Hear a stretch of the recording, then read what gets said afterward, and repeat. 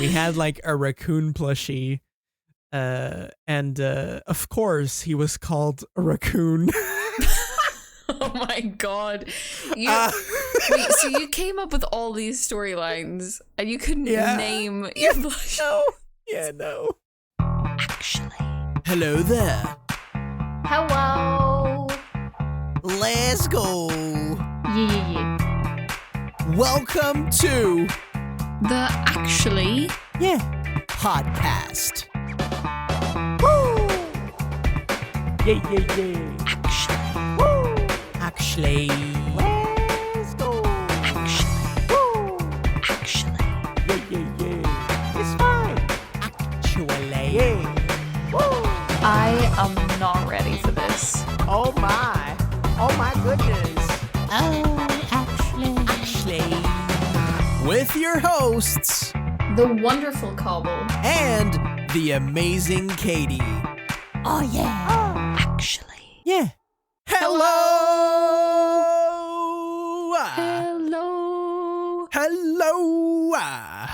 Beautiful. Welcome Hi. in, everybody, for a new episode of the Actually podcast with your hosts, Yes. Cobble and Katy. That's me. yeah. I think we've forgotten how to do Boleyn. this. And Boleyn sleeping in his cat bed. Oh, he's a baby. You can't see that, but he's sleeping in his cat bed. No. And he's cute. The cat bed that he is now like too big for. Well, he's not too big for it. But He he's can big. still fit in it. But Like he big now. he big now. He big boy. I remember He's so him cute. when he was tiny laying in like a corner of it. Yeah. And now he takes up the whole thing, Aw. which is really freaking insane to think about, actually. Yeah, it is. He's a baby. Yeah. Yeah. Well, welcome back to the podcast. Yes. It's been a while since we recorded. It's been like a couple of weeks, right? I think 3 weeks, actually. 3 weeks. Because the last one we recorded, was last episode, obviously, was the paranormal one. Yes. And It was a good I one. think that's 3 weeks ago. Yeah. Time goes so Um, quickly. But for the listeners, of course, that was just last week. But yeah, for us, it's been a while. We have actually forgotten how to do this. Yeah. Yeah, it's we fine. have. We're good. We Yeah, have. it's fine. Don't worry about It's it. fine. How are It'll you? be- I'm- Yeah. Yeah. I don't know what I was gonna follow that up with, but yeah, how are you? Go. I'm good. I'm good. I don't know what to tell you. But I have made a decision last week. Was it last week? Was it last week or the week before that? I don't time. It was last week, I think. I decided last week to take a break from Twitch streaming. Mm-hmm. It was a very difficult decision for me to make. Mm-hmm. I cried when I typed out my message about it. Mm-hmm. And yeah, I'm taking a break from streaming. I don't know when or if I will return to Twitch streaming. Mm-hmm. But I need to take this time for myself right now. Yes, you do. And I just need to reevaluate things. Yeah. And I'm gonna focus on work, on YouTube, the podcast, and writing my book. You're writing your book. Yeah. I'm proud of you for making that decision, because I know it was not an easy one for you. It was such a freaking scary decision. Not gonna lie. Because part of my income is still linked to Twitch. Yeah. And so I was a bit bit scared. But I had to do it, and I'm actually happy that I did it. Good. Because there's a huge like amount of stress that is not present anymore right now. Sorry. A lot of anxieties that are, well, they're gone, but I feel like if I start streaming again right now, they would just resurface again. Yeah. So like when or if I return to streaming, I think some things will have to change for me. Yeah. Don't know what. Yeah, but that's a hard part. Yeah. But you put yourself first. Very proud of you. Twitch streaming is very difficult, and like especially taking breaks and stuff, very hard decision. Very, very, very scary. I'm legit so freaking afraid of like when I'm gonna come back, like if there's even anyone that'll be left there to. Well, there will be. You're just being but like, stinky to yourself. My brain does not see it that way. Well, your brain is wrong, and I will fight it. But yeah, I've gotten a lot of like energy and positive vibes from YouTube a lot lately. Good. And well, the podcast obviously is one of my favorite things that I've ever done content creation wise. Yeah, same. So yeah. But yeah, I think that like that's most of what has happened in my life. I think we could probably fill an entire episode about content creation and Twitch and all that stuff. We could. I remember like when we were brainstorming some things that we could talk about, we were like, should we do an episode about streaming and content creation? We were both like,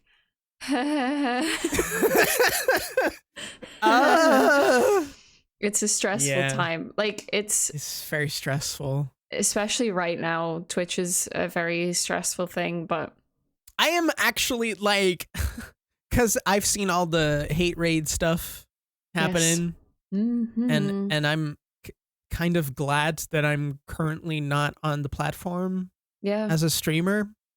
Yeah. Because I just like I want to deal with that stuff, especially because my anxieties had crept into going live on Twitch, and if something like that were to happen to me, like in the mental state that I am in surrounding Twitch right now, that would not be good. No, like it's been particularly bad, like over the last week, at the time we're like recording this. So many people that I know have been follow botted and hate rated. I've been follow botted and hate rated in the same week. It's out of control. Like it's literally out of control. And Twitch are doing nothing. It's freaking insane. Yeah, it's freaking insane. They're just silent. I find that so freaking weird. Yeah, and they're like, "Oh, we'll put stuff in later in the year," and it's like, yeah, but we need it now. We need it now, though. And I was saying on my stream, I think yesterday, like I was talking about the hate rate. Like the hate rate that I got was pretty pathetic. Like it wasn't anything too bad. Like my mods dealt with it very quickly. But some of the things that marginalized creators are being hit with is absolutely disgusting. And the fact that they won't do anything to protect those creators is like, what the fuck? Like, what the fuck? Yeah, it's really weird. I don't even know what the crap they're thinking. But yeah, I left Twitch for a little while. Yes. Don't know when I'll be returning or if I'll be returning. That'll depend on a lot of things. But the thing that was like what made me make this decision was mainly like now I have a part-time job and I really like doing that job. And like when my first paycheck came in, I was like, if I would spend the time that I stream like working more hours at this job, like my future would look way better. Yeah. Financially. Yeah. Yeah. And that's kind of a thing that, because like Cleo and I have been together for a while, and we want to eventually like, buy a house and stuff. Mm-hmm. And Cleo has been able to save up like some money, because she works full time. And she has been working full time for a few years already. Mm-hmm. And I have been like, for the most part that I have known her, I've been either a student, which, poor student life. Yep. Or I like after I graduated, the panini hit. Nice. And I couldn't find a job, so I started going full-time content creation, and I did that for a year and a half. Mm-hmm. And I just noticed that decision to go like full-time, even though it wasn't like something, because I couldn't find another job, so it was the best thing that I could do. Yeah. But it did limit the options that Cleo and I have right now. Mm-hmm. Mm-hmm. And that's part of the reason why I decided, part of the reason, not the entire reason, why I decided to take a step back for a bit. Yeah, well, that makes sense. You gotta put your mental health first. You gotta put your happiness first, your financial health. And that's like so valid because, like I said, Twitch is really hard right now. There's like a misconception that if you're a full-time content creator or a Twitch partner, like you're making loads of money, and that's just not the case. I wish. So yeah, I'm proud of you for making that decision. And yes. Yeah. But Katie, how are you? We've been talking about me for fucking 12 minutes. You're fine. I'm fine. Like, what have I been doing? You started doing commissions and stuff. I did. It's weird. Like, I know we talked about this like one night, like we were watching Doctor Who or something, and we were just kind of like, it's so weird how similar our situations are like in life. Because like you said about Cleo has been able to save for a couple of years and has been in like full-time job. Adam is exactly the same, and I've been like all over the place searching. What is my purpose on this freaking planet? That's exactly it. That's exactly it. Like, what the fuck is my purpose on this planet? Yeah, exactly. And like, I feel like I have, like, when I started streaming, and I made the conscious decision to like leave a job and do this full time, which was really scary and a wild decision. Yeah, I can imagine. Like, it is the best decision that I've made, but it's super, super, super challenging. And it's like the best thing I've ever done. And I feel like I feel like I'm good at it, even though I don't say that about myself a lot. I don't say that I'm good at stuff, but I feel like you are good at it. Shut up. You are.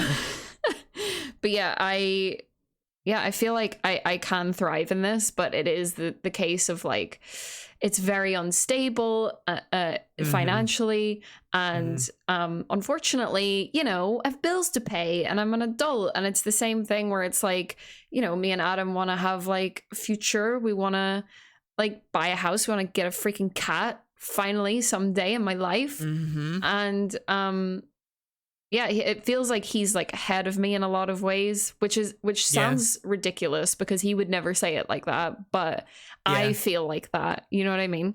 So I started doing video editing commissions as like just another income source. And that's been going really good. I'm so freaking proud of you. Oh, thank you. I'm really enjoying it. So happy. It's so fun. And like, I can feel every time like I work on a new project, I feel like my skills are getting better, and I've worked with some of my favorite content creators already, which is literally wild. So yeah, nice. It's really good. I'm enjoying it. Yeah, that's good. I love that for you. I love that for you.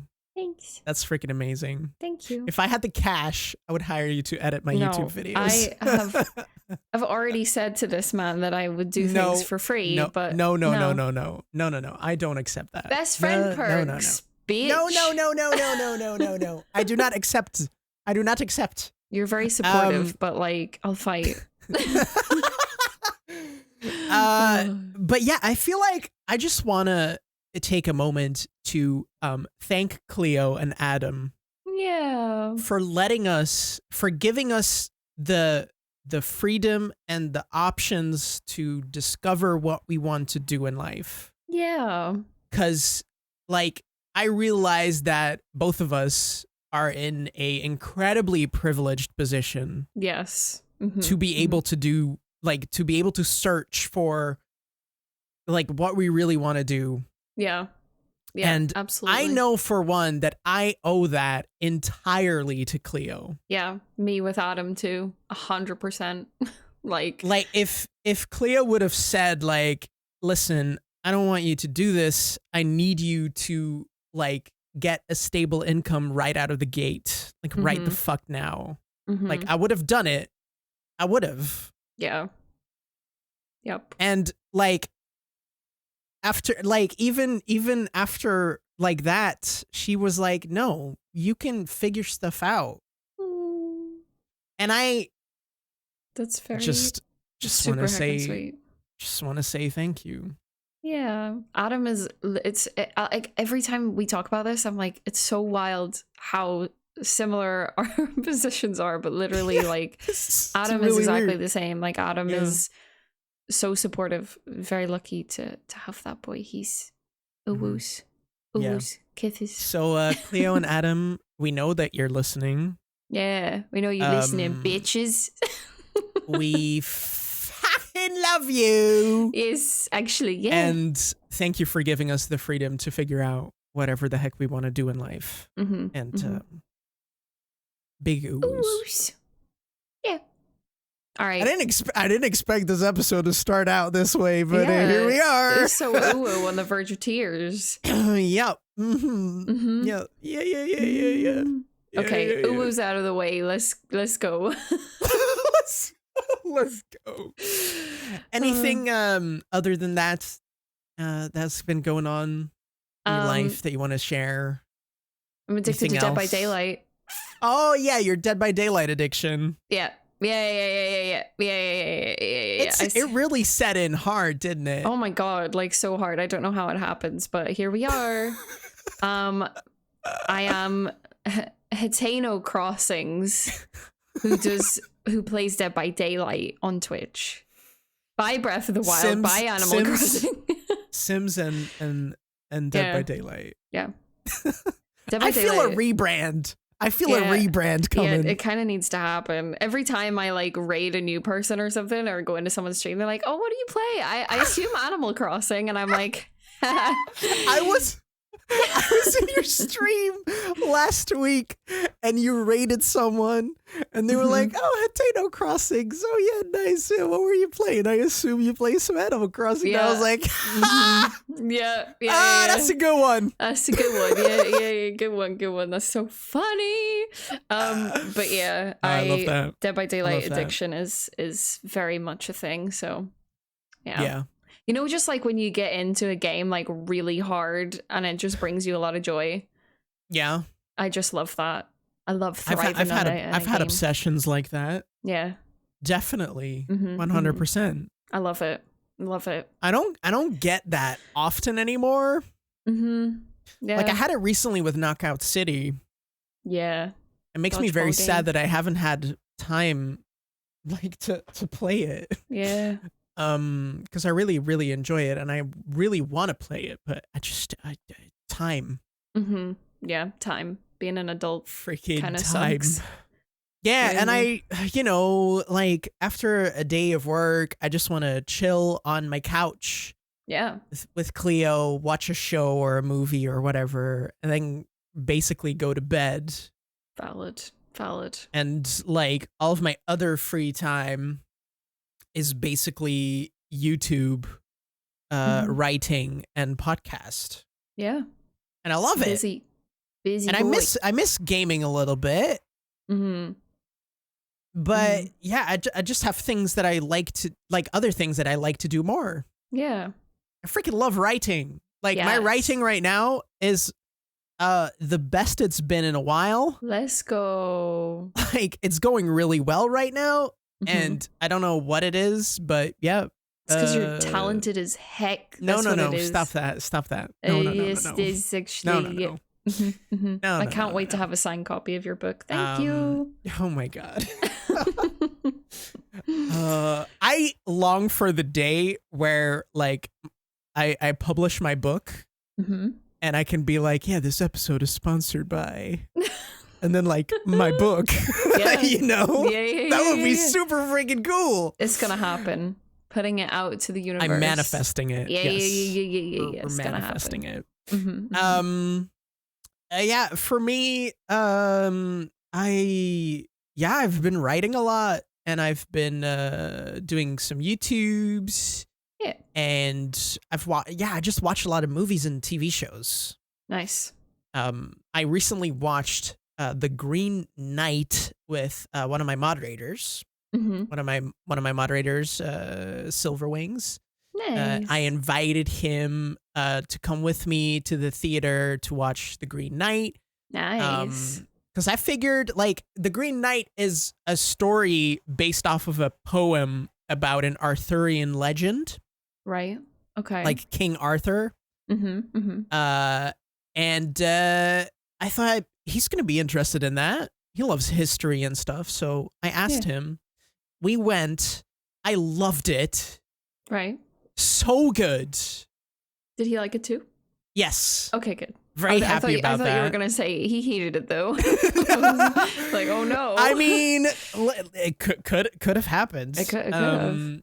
But yeah, we had fun. Good. And I loved going to the cinema again. I haven't been to the cinema since like before the pandemic. Me neither. And I used to go like once or twice a month. Yeah. And if I had the money, I would probably go every single week. But it costs a lot of. I saw your tweet. You tweeted recently about like a subscription thing to the cinema. Yeah. We have that here, which is really cool. Yeah, we don't. Why don't you have it? Belgium, I don't know. Fuck? Like, there's a super big chain here in Belgium called Kinepolis. Right. And, like, they have, I don't know, like, freaking 20 cinemas or something throughout, like, Belgium, the Netherlands. Yeah. And the north of France, I think.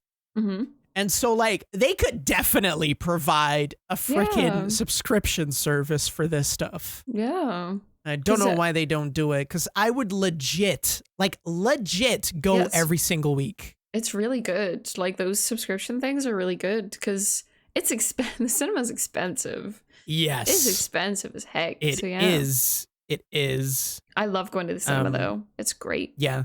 It was a little less great because we had to wear our mask in the theater, which, I mean, obviously, that's all good. I, of course, wore it. Duh. Yeah. Yeah. Not an asshole. Yeah.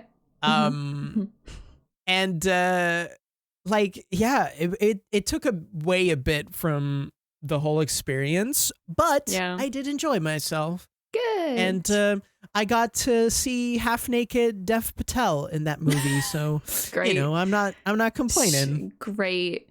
Oh, popcorn! Did you get popcorn? No, because we went to a theater that doesn't allow snacks. What? Inside. Yeah, it's like one of those movie theaters. I have never.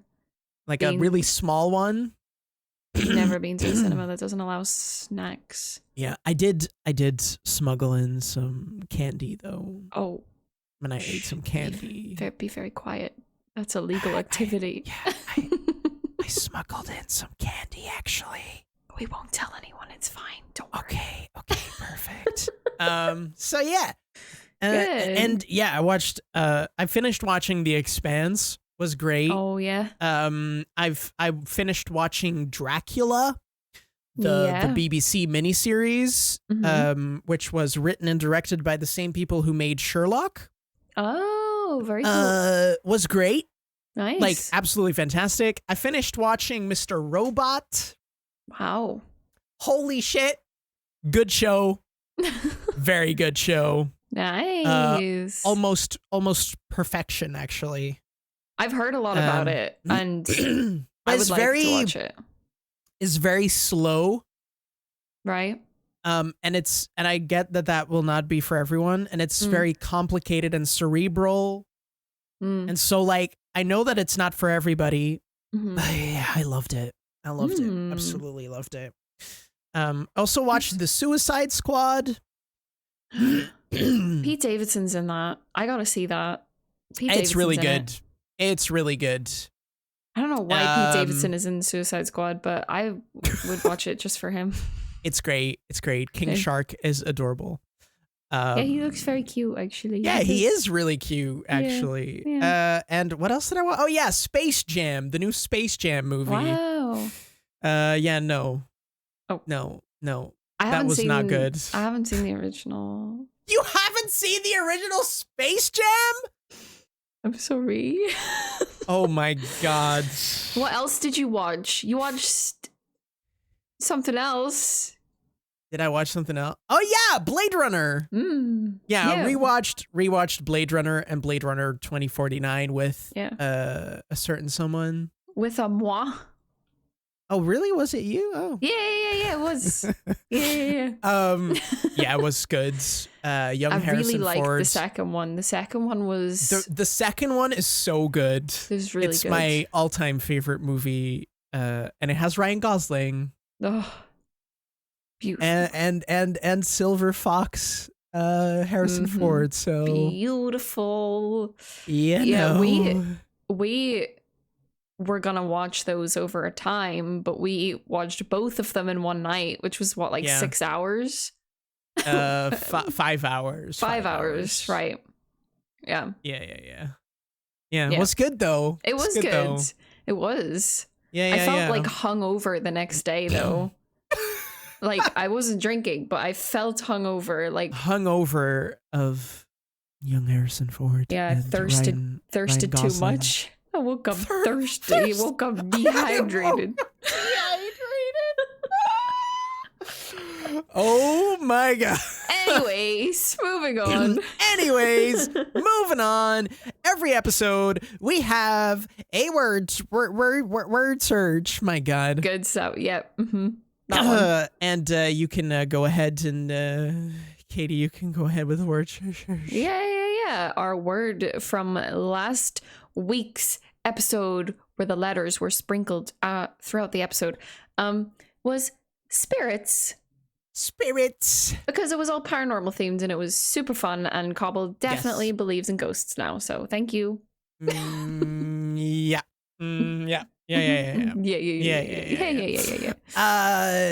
yeah, this week we'll have again a word in our episode scattered with the letters, and if you collect those letters and rearrange them, you will have a word that has something to do with the things that we discussed in this episode. So good luck, and if you got spirits from last episode, congratulations. Well done. A round of applause. A round of applause, actually. Yeah. Oops and all. And then we have another segment. We do. That we do every single week, actually. We do. And what is it? Yeah, what is it, Katie? What, me? Okay. So. Me? Am I a co-host or something? Me? Oh my God. Yeah. So we love to highlight a TV show or a movie or a game that we are loving or want to just talk about. Yay. And this week we're talking about a game. And what is that game, Cobble? Well, this week we're actually talking about multiple games, but I guess in some way you can see it as one game, because it did get a collection with the 3 first games on PlayStation 3. And I absolutely love this franchise, and it needs to return. we're going to talk about a little bit about the Sly Cooper games. Yes. Do you know the Sly Cooper games? I do. I played them. I think I played the first one. I definitely played the first one, maybe the second one. I can't remember like really anything about them apart from just like creeping around as Sly with his little tippy toes. Just remember that. Yeah, that's pretty much as far as my memory goes. But I do remember loving them. I just don't remember very much about them.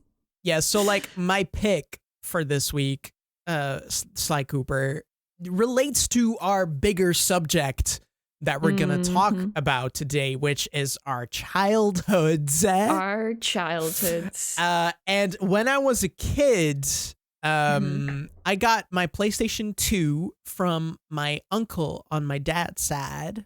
Nice. And my uncle is a big gamer. Nice. And he had like PlayStation 1. And then when the 2 came out, he had a PlayStation 2. And eventually he bought a PlayStation 2 for me and my brother. Ooh, very nice. With, I think it was Ratchet and Clank. Ooh, yeah. Which, I mean, explains why I love Ratchet and Clank so much. Been exposed to it from a young age, actually. Yeah. And so, like, we had a PlayStation 2 that me and my brother would occasionally play on. Because, like, me and my brother were, like, the type of kids that played outside a lot. Yeah. Or inside with, like, plushies and whatnot. Yeah. But sometimes we would feel like, playing a game. Yeah. And so, like, I think the first game that we had was Ratchet and Clank. And I also remember having a game version of The Incredibles. Oh, I think I had an Incredibles game as well. And I loved it so much. Was really good. Well, if I play it again now, I will probably have a different opinion. Yeah, probably. Yeah, because like it's a game made from a movie. So yeah. Remember the times when they used to do that? Yeah, like, make game versions of movies that came out. It was so weird, and it's like. Yeah, it was so good. Was it? Or is it just nostalgia? I think it's nostalgia. I think it's nostalgia, yeah.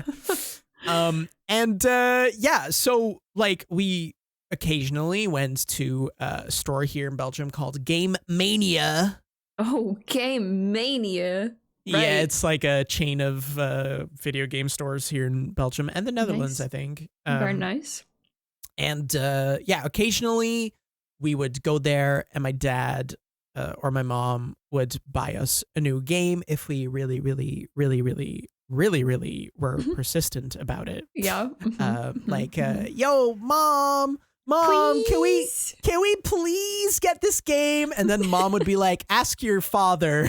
And then we'd go to dad and be like, Dad, please, can we get this game? And then my dad would be like, what did your mom say?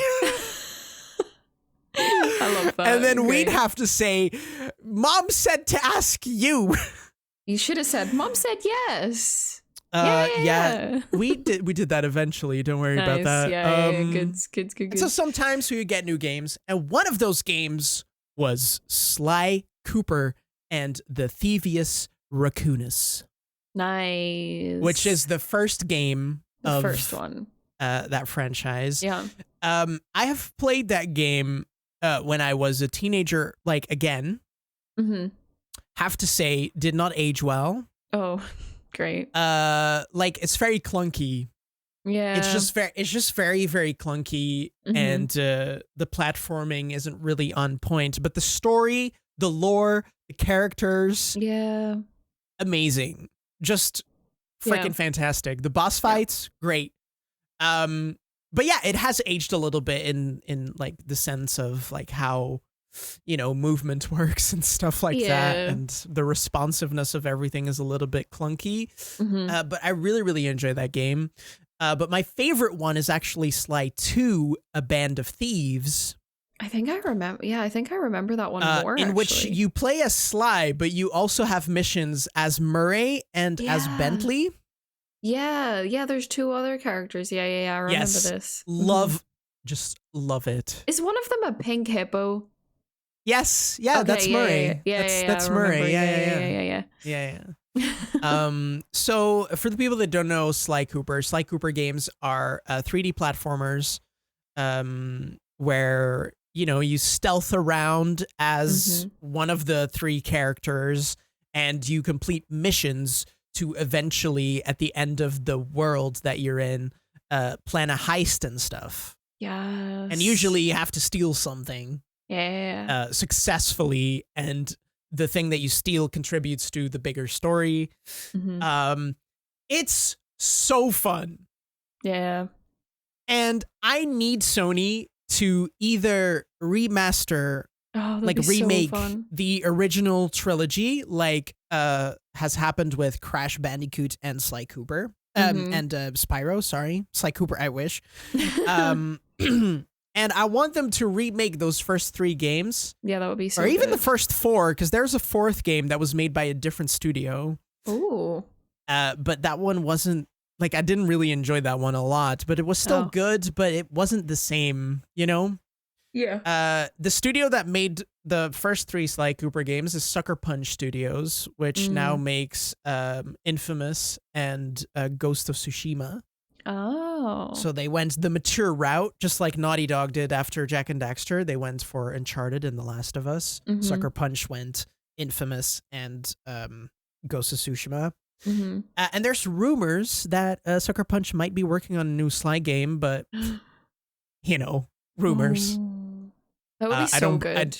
That would be really cool, but I don't think it's going to happen. But I would love to see them return. Yeah, me too. Would definitely. I was obsessed with Sly Cooper when I was a kid. Nice. Arguably more obsessed than I was with Ratchet and Clank, and I was quite obsessed with Ratchet and Clank. Oh my god. Yeah, I also have knowledge of quite a bit of the lore of the Sly Cooper family, and I could probably fill an entire episode about Sly Cooper episode coming soon. About Sly Cooper. But yeah, you play a Sly, and you are a descendant from a long line of master thieves. Ooh. And you have this book, The Thievius Raccoonus, that has accounts of all of these different versions of the Cooper family. Sly's father, in the beginning of the first game, it's explained that when he was young, Sly's father was killed by the notorious Clockwork. Which is an owl eagle thingy. An owl eagle? It's a mix between an owl and an eagle. I don't remember. It's really this. cool. Right. And I think that might be the origins of my owl obsession. Right. But we found the origin story. Yeah, I think so. Nice. It could be.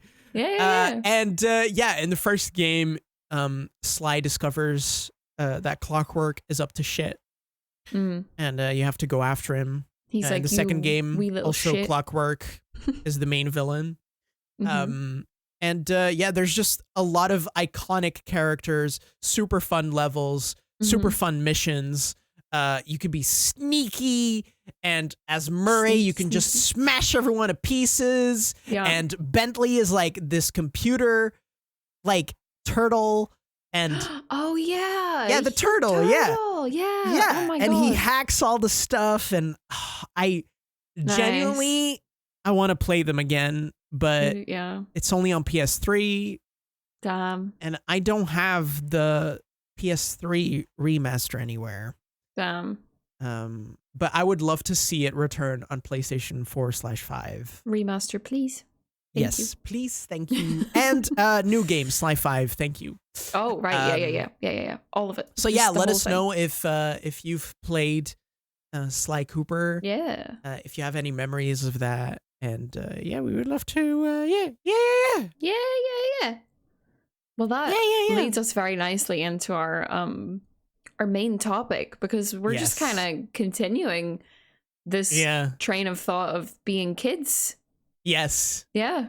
That's why I chose it. Nice. Because I was like, oh, that's gonna tie in really well, actually. Yeah. Nice. Yeah. Well, I mean, so we're gonna talk about like silly things that we did as kids and things that we liked as kids. We've made some notes, and like some of the notes that Cobble has made, I just need an explanation for.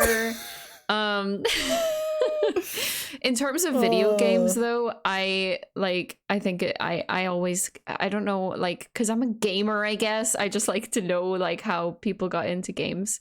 I actually got into games, like my brother had a Sega Mega Drive, and I was like, I want to play on it actually, and there's this game and I can't remember the name of it, but I remember, did you ever have a Sega Mega Drive? No. Okay, so this like this big clunky console, and you put these massive game cartridges like into it. But like this game that I remember was just on the Sega Mega Drive, and you didn't need like a game cartridge to play it. And it was something like, I just remember like this little boy with like a big fist, and he punched stuff, and that was like the first game that I ever played was this like little guy punching shit.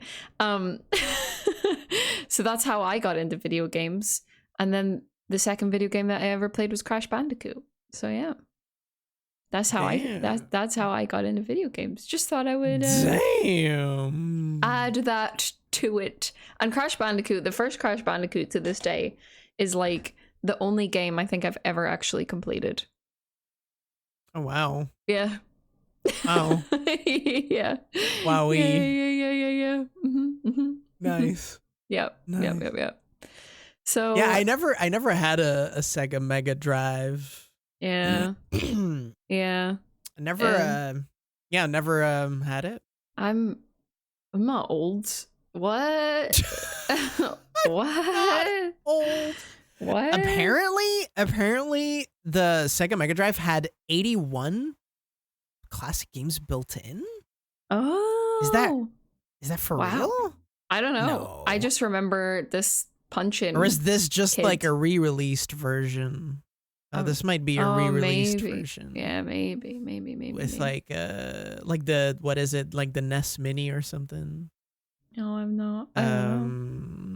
Yeah, I just remember the little punch-in boy. That's, yep. The little punch-in boy. If anybody, I was trying to find it for you, but if anybody knows what the hell I'm talking about, please tweet us or something, because I need to know what this game was called. Like, all I can remember is this little guy with this massive fist, and he just used to punch shit. Like, that's what I remember. Yeah. Nice. Yeah, my first introduction to video games was, well, it was not the PlayStation 2. It was actually the PC of my dad. Ooh.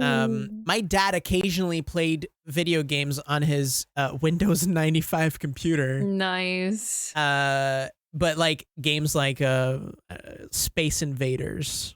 Yeah. And Rayman Classic. Well, back in the day it was just called Rayman, of course. Before it was classic. Before it was classic, yeah.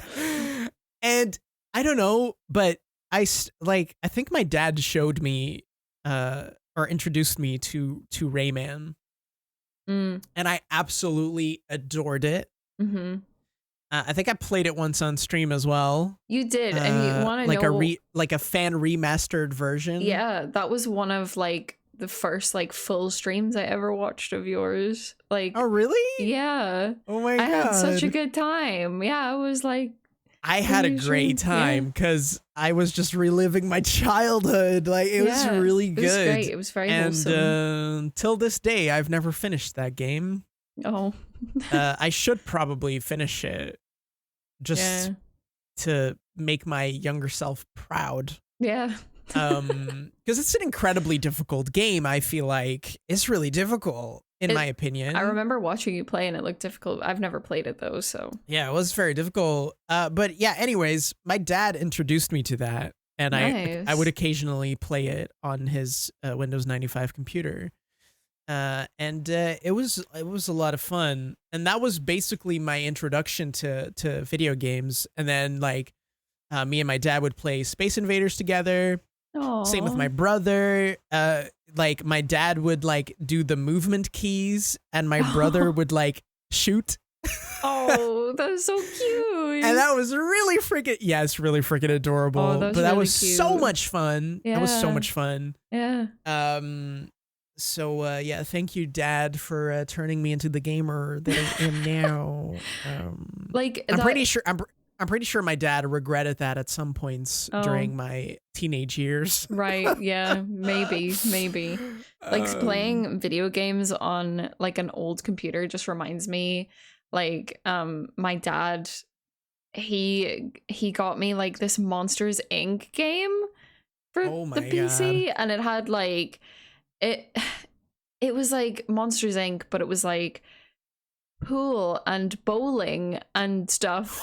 What? Yeah, it was really strange, but I was obsessed with it. And me and my dad used to play, like we would take turns at like the bowling and stuff. And I just remember it was like all Monsters Inc. Like I don't know why, but yeah. Yeah. That's nice. Good. That's good.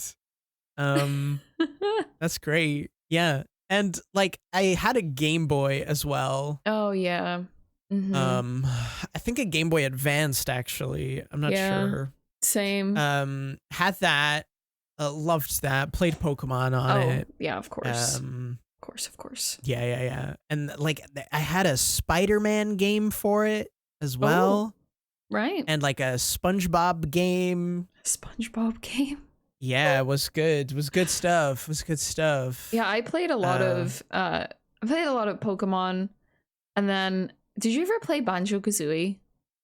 No. Oh my god, I love those games. Because I'm pretty sure that was only on Xbox, right?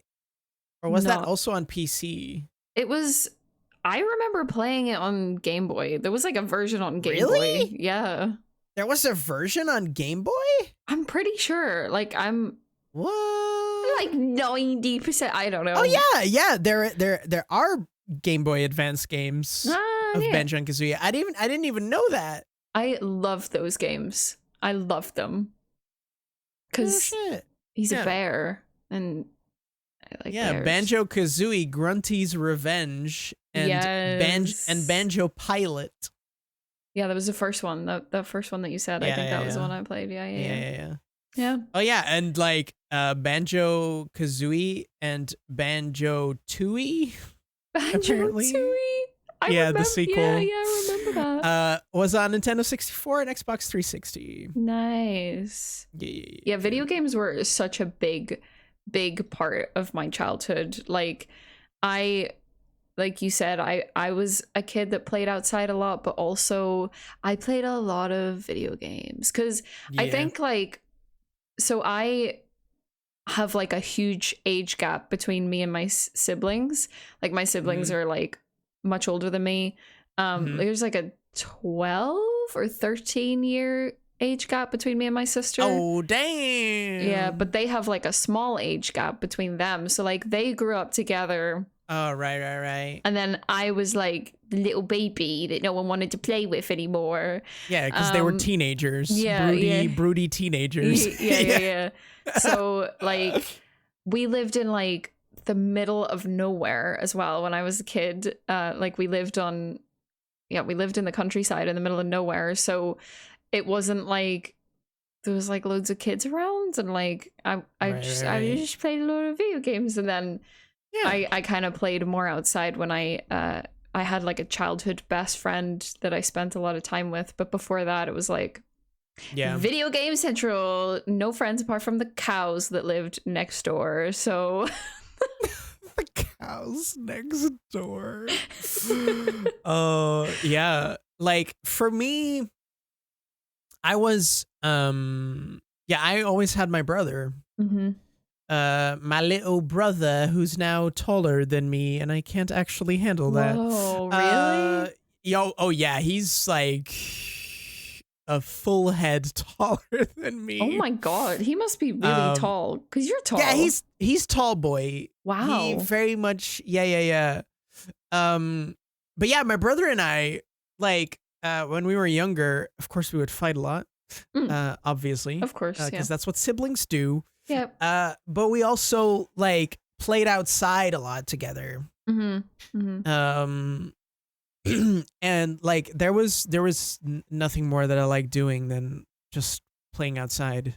And like what did you play? Like what did you do? Please tell me. I need to know. Right. So we would like I had a lot of action figures. Yeah. When I was a kid, my brother as well. We had a lot of plushies. Yeah. But like a lot of plushies. Like when I go back to my parental home, in the attic. Parental home. In the attic, there's I think like freaking 6 bags full of. Oh my God. Full of freaking plushies. Nice. And it's actually insane. Yeah, your notes say Plushie City, which I'm just like, what do you mean Plushie City? Listen. Right. So please, I'm listening. Me and my brother would share a room until I was like 12 or 13, I think. Right. That's when I got a separate room. Right. But we always had like one shared room. And I would have like one of those beds that's not immediately on the ground. There would be like a little house underneath it. Right. Okay. Like a little tent. Right. Yeah. And my brother had a similar thing, but my brother actually wanted a castle bed. A what? He wanted a castle. Okay, right, yeah. Yeah, he wanted a castle. Right, and, okay, yeah. My dad was like, sure, yeah, I can build that for you. So he built him a freaking castle bed. Oh my God. With like space underneath to like sit in as well, which was really cool. So we made little houses under our bed and stuff. Oh, wow. But... me and my brother viewed our room as a city. Okay, right. Yeah. Right. A city where all of our plushies would live. Okay. Like, yeah. And like our favorite ones, like our favorite plushies, like we would would they get the star treatment? Yeah, they would get the star treatment, and we would build them little houses and stuff.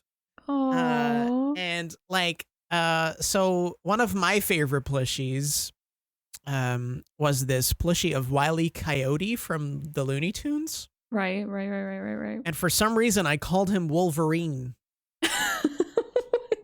Because he wasn't even a wolf, so I don't even understand like why I did that, but he was called Wolverine. Okay. And my brother loved that plushie so much that my parents were like, okay, we have to get you one too. Oh.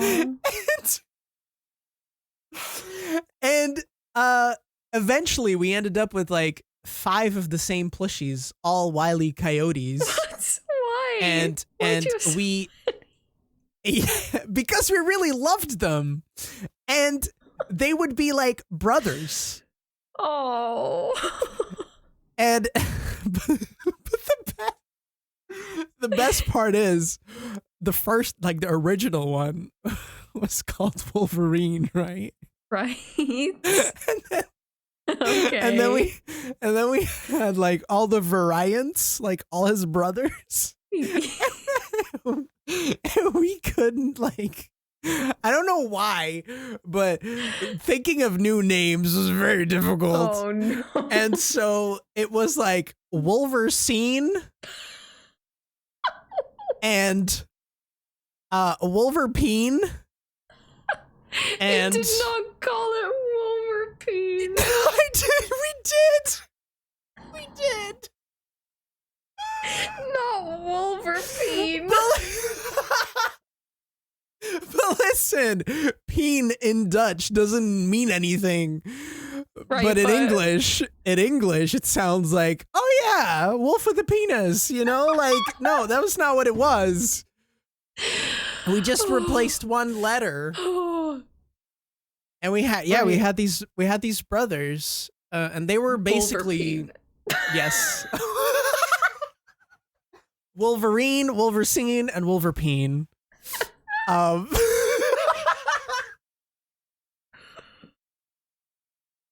You still good? Yeah. But these would basically be our main characters in our plushy city, right? And I was obsessed with mice and rats. Right. Okay. And so I had like a multitude of mouse plushies and rat plushies. Cute. And I was very creative with my names because I had a very thin looking mouse and his name was literally Thin Mouse. And then I had a fat mouse and his name was, Fat Mouse. I'm free.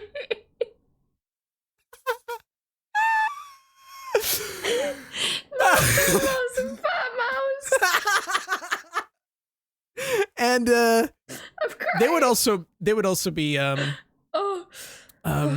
like one of my a few of my favorite plushies. So they would also have like their own storylines in our plushie city.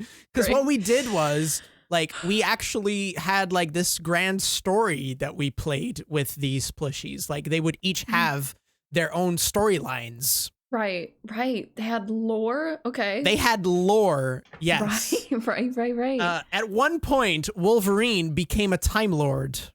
Oh. I'm just saying. Mm-hmm. And we made him a TARDIS with clicks. With what? Clicks. I don't know if you have that in the UK, but it's like some sort of like Kinect kind of like Lego-ish. Right. I guess. Yeah. Yeah, it's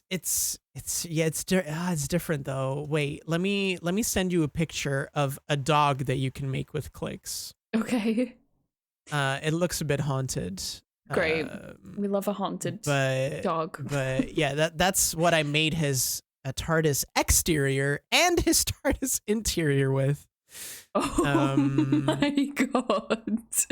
I want to see your TARDIS. I don't know if I have pictures of that actually. Damn. I don't know if I have pictures of that. But yeah, that's what I used. I just can't explain it. Like I'm gonna have to tweet this picture because that dog has your energy. I can't explain it, but it just does. It just does. And like, yeah, all of our plushies, even some of like the minor character ones had storylines and stuff. Wow. And we would usually just steal those storylines from like shows that we watched. Yeah. Basically, like my mom watches this soap and she still does. It's still running, called Family. Wow, okay. Well, here it's called Familie because that's the Dutch word for it. Yeah. And it's just soap about, a family. Okay. And they go through all of these freaking storylines with like companies and like fires and murders and I don't know what else. Right. Day-to-day life, bloody blah drama, all that good stuff. And so like I'm pretty sure the Wolverine's house got burnt down a few times. He's become a Time Lord. He has been addicted to drugs. Oh my god. And went to rehab. He's been in like traffic accidents and been in the plushy hospital. Like, yeah. A plushie addicted to drugs and going to rehab. Well, I was not expecting that. Yeah. Yeah. Wow, he's had a time of it. Jeez. Yeah, and then like our plushies had like their own businesses and stuff. Like we made them like underneath our beds. We would have like usually under my brother's bed we would have a plushie city hospital. Right. Where like, you know, where some plushies were being treated because they broke their leg or whatever, and we would like bandage that and stuff like that. And like under my bed would usually be like shops or bar, like a plushie bar, wow. with a bartender. Wow. I remember one of my plushies was Emile from Ratatouille. Nice. And he had a snack bar underneath, and he sold fries and stuff. Nice. Yeah. Was good. That is amazing. That's amazing. The creativity. So yeah, it's great. That's what the plushie city was all about. Nice. I did similar. Like I had plushies and stuff, and I would give them like backstories and everything, and like. When I was growing up, like it was just me and my mum when I was growing up, and she worked from home, and I would just like use the whole house to play with like my plushies, right? And she would be working in like her little workroom, and I would be like voicing the toys. Like I would give them voices. Same. Yeah, and same. Like, yeah, I'd be definitely. Like, hey mom, don't listen to me. And she'd be like, okay. And I would just she was definitely listening to me. We had like a raccoon plushie. And of course he was called a raccoon. Oh my god. Wait, so you came up with all these storylines and you couldn't name your plushie? No. And like I remember giving him this super cursed voice and super silly voice. Oh my god, I love it. And my brother would then imitate that voice as well. Nice. Because you know, consistency. Yeah. It was good. When I don't know if it's like a thing, like I'm very intrigued to know if other people who played with like toys and plushies and like action figures, if they actually like verbally voice them, because I just thought like when I was a kid, like everybody does this, right? But they don't. Like I would love to know, like from people listening, like did you voice your toys? Yeah, it's a very. Did you give your toys question. A voice, like this outwardly, like actually? Because some people like in their head would be like imagining it, but then when I met my childhood best friend, she did exactly the same. So we then we did it together, and it was great. Great. Yeah, that's fantastic. Yeah. But that's great. I'm very intrigued to know if other people gave voices to their. I gave a lot of my toys an American accent. Don't know why. Oh wow! Yeah. Yeah. Oh yeah. Yeah.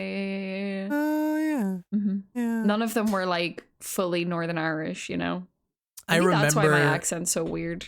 Oh, maybe that is why. We found your origin story. My origin story. It's great.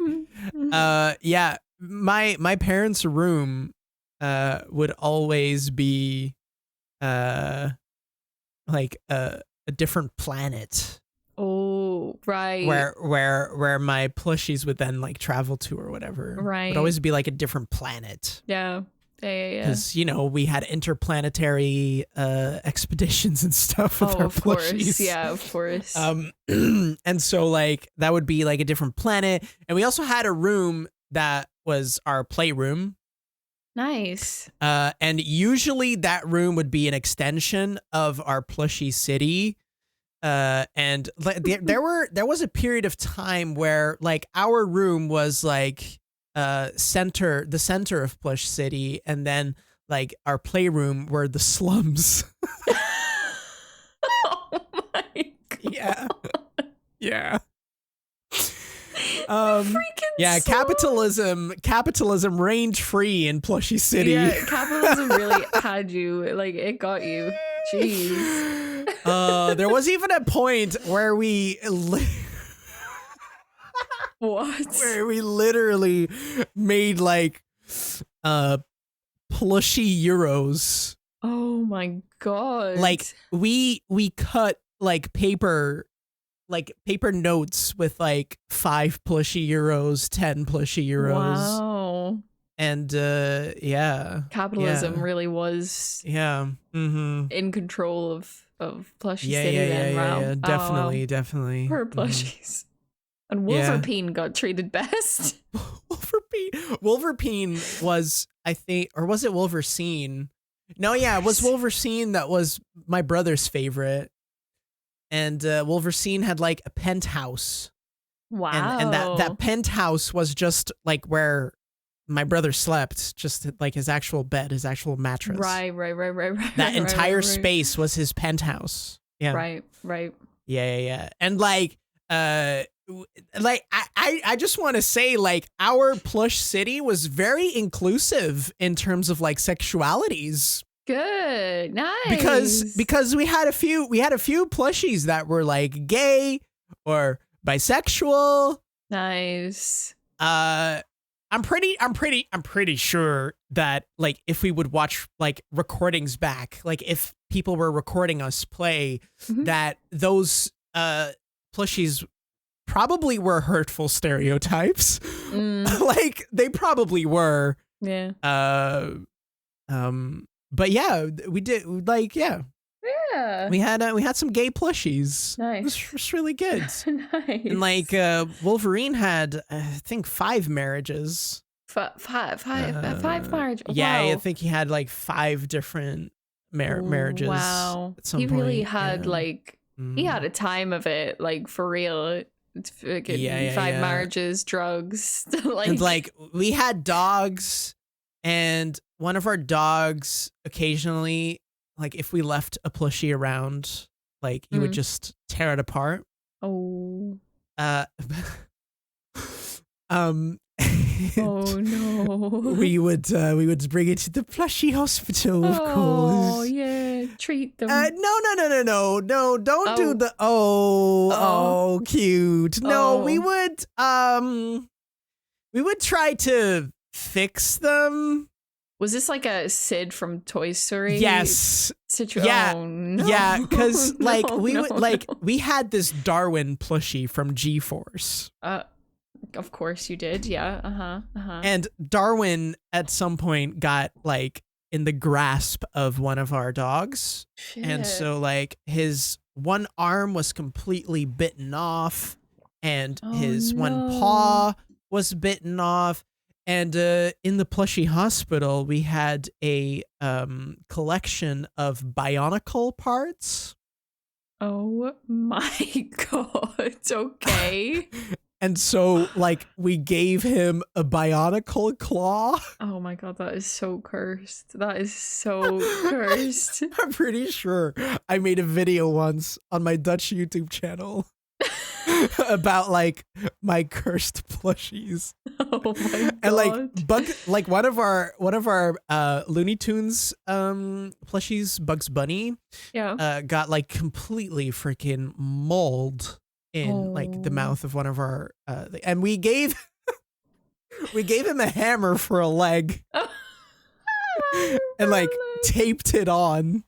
Oh my god, you really are Sid from Toy Story. What the heck? What the heck? Did you have that little cursed like doll head with the spider legs? No. I didn't have that. I didn't have that. But fuck yeah, that shit. It's cursed. Yeah, it was. Yeah. Nice. And, did you also believe when you were a kid that your toys and plushies came to life when you weren't there? I wanted to. Oh, me too. Toy Story is obviously to blame for that. Yes. And I used to like say to them, like, just come alive. It's fine. I won't tell anyone. Same. Absolute same. And like there was a reason that like because my mom was always clean up your room, children. Clean up your fucking rude. Well, she didn't say that, but like that's definitely what she would, was thinking. Yeah. And we were like, no, Mom, it's a city. Yeah, like you have to let them like when we sleep, they might want to go to the bar or to the bank or to the hospital to visit someone, To the bank. Oh, yeah, we had God. a bank. We had a bank at some point. Yeah, and I think Wolverine actually did a heist on that bank as well. Wow. It has had a lot of storylines. Oh yeah, he has.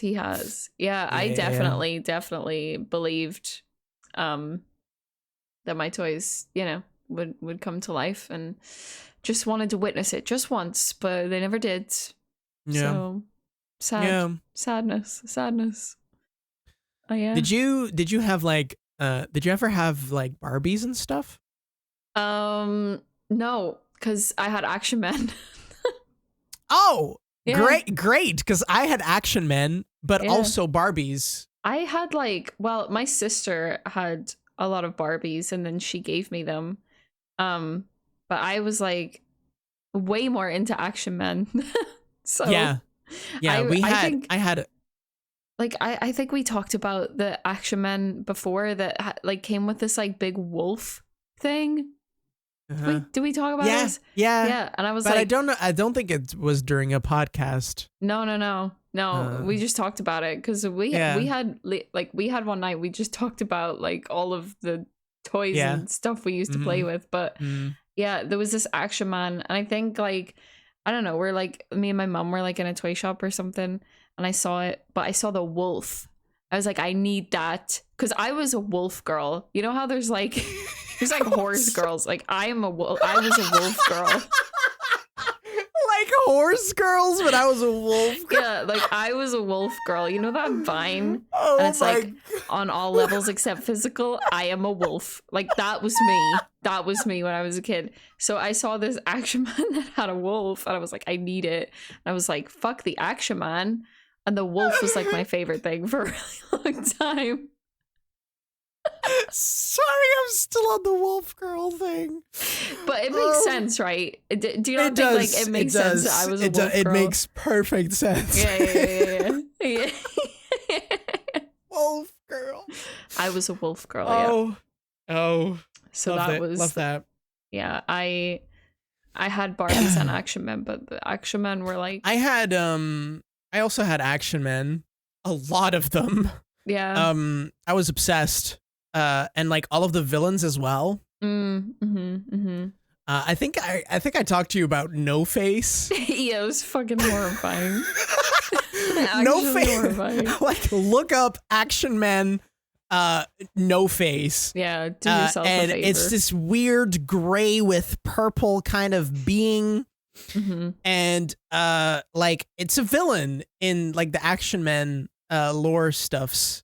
And I gave him a redemption arc. Yeah, I remember you telling me this. I gave him a redemption arc. Yeah. You gave him a chance to be a good guy. I love that. Yeah. Great. Yeah, I gave him a redemption arc. Great. Great. Because I'm pretty sure that No Face at one point murdered Wolverine.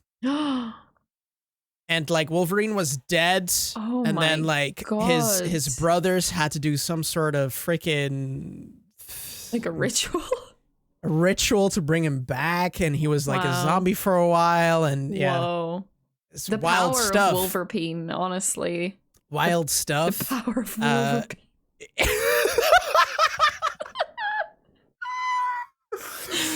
Wolverine. Yeah. I'm just sorry. And I'm just after never getting over Wolverine. I can't let it go.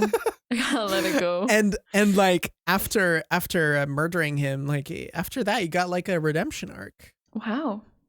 Yeah. How do you come back from that? What did he do? I don't know. I don't remember. Oh, I genuinely don't remember. Damn. But yeah. Damn. Got a redemption arc. Mm-hmm. Did his time. He was in prison for a while. He was in prison for a while. Yeah, we had a prison with all the villains, nice. And occasionally one would break out. And we had an Iron Man phase. An Iron Man phase? Yeah, right? like our plushies would get like these suits made of clicks. Oh wow! And they would have these suits. But I think we did that before Iron Man, like the movie, actually came out. Wow. I mean, obviously there were creative. the Iron Man. Maybe we got that from the Iron Man comics. I don't know, or maybe from Power Rangers. Actually, it might have been Power Rangers that we got that from. Nice. And like they had these robot suits, provided by Wolverine because he was like the richest. He could build all of that. Yeah, because he had the He was a genius. Living had large. At the penthouse. Yeah, and they had, and occasionally a villain would break out and have a fight, and wow, it's good stuff. Wow, it's good stuff. Yeah, nice. And I had Barbies. Yeah, because my action men needed girlfriends. Oh, of course, right? Yeah.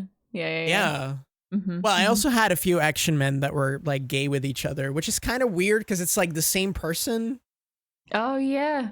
You know, it's like it's Action Man, like it's the same person, but person. They were in love with each other. Well, and I remember like walking around on like a garage sale with my parents, and I was like, "Dad, I need those Barbies," and my dad was like, why do you need Barbies? And I was like, because my action men need girlfriends, or like some of my action men need girlfriends. And he was like, oh yeah, right, yeah, go ahead, buy them. He didn't question it. Nice. He was just like, yeah, sure, yeah, go for it. Why not? Yeah, makes you happy. Makes sense. Yeah. Nice. I actually, like, whenever I think about it, like, my parents were really chill about all that stuff. Nice. We love that. Cause like I remember me and my brother like telling like my parents like, yeah, these plushies are gay, you know? Mm-hmm. And they would be like, oh yeah, neat.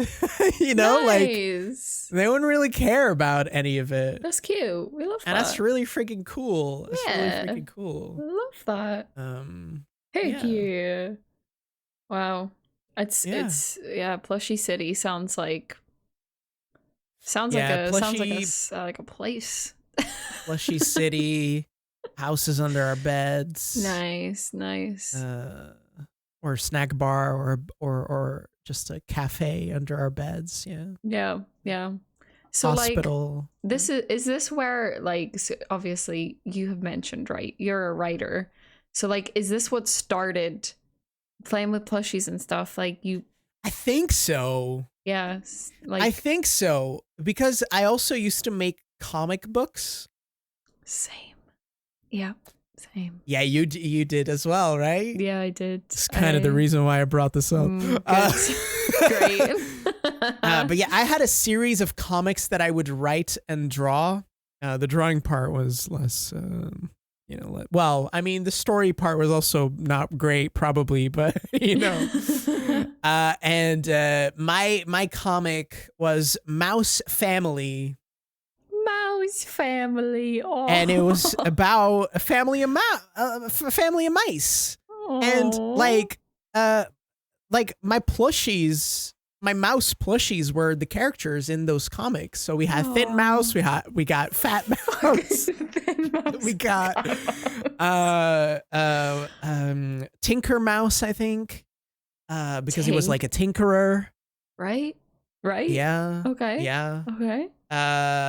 And these names are just like so wildly creative. Like, how did you think of these? Yeah, wildly creative. I don't know. I had no idea. But yeah, those were like the characters in my Mouse Family comics. And then like at school, I had a few friends that I would play like Mouse Family with. Oh. Yeah, it was really cool. That's really so cool. Cute. Oh my god. Yeah, really cool. I so like me and my childhood best friend, like we would like play a lot with like toys, but then there would like be some days where we just sat at like her kitchen table. We got like pages and actually made like little books And then, oh my God, I love that. Yeah, like I think hers was like, what is that book series? And it's like Famous Five or something. And it's like these kids who are like solve mysteries or something. Right. But hers was like the something four, I think. So it was like the same idea, but different. Love that. Mine was Super Squirrel. Super Squirrel. And it was a squirrel called Sam, and he was a superhero, and he had a best friend called Pat. And I think that like it was set in Tree City. Very creative. Tree City, heck yeah. And Super Squirrel was very based off of Spider-Man because he could shoot nuts from his hands. Yeah, I remember you talking about this on your stream. And shooting nuts from his hands. Yeah, he shoots nuts from his hands. I think I wrote like 10 of those, and I don't know where they are. Like my mom found one. I think I sent you the picture of it. Yes, you did. Like the villain was called Whack Angus. Where the like where did that come from? But he was like this big bull that like I don't know, ravaged Tree City, and Super Squirrel had to like kick his ass. It's actually really creative. Yeah. That's really creative. But that's really good. There was so many. Like there was so many different villains. I remember there was a villain who was a wolf, obviously, because I was a wolf girl. I think he was called like Wolfgang. Very creative. I love that.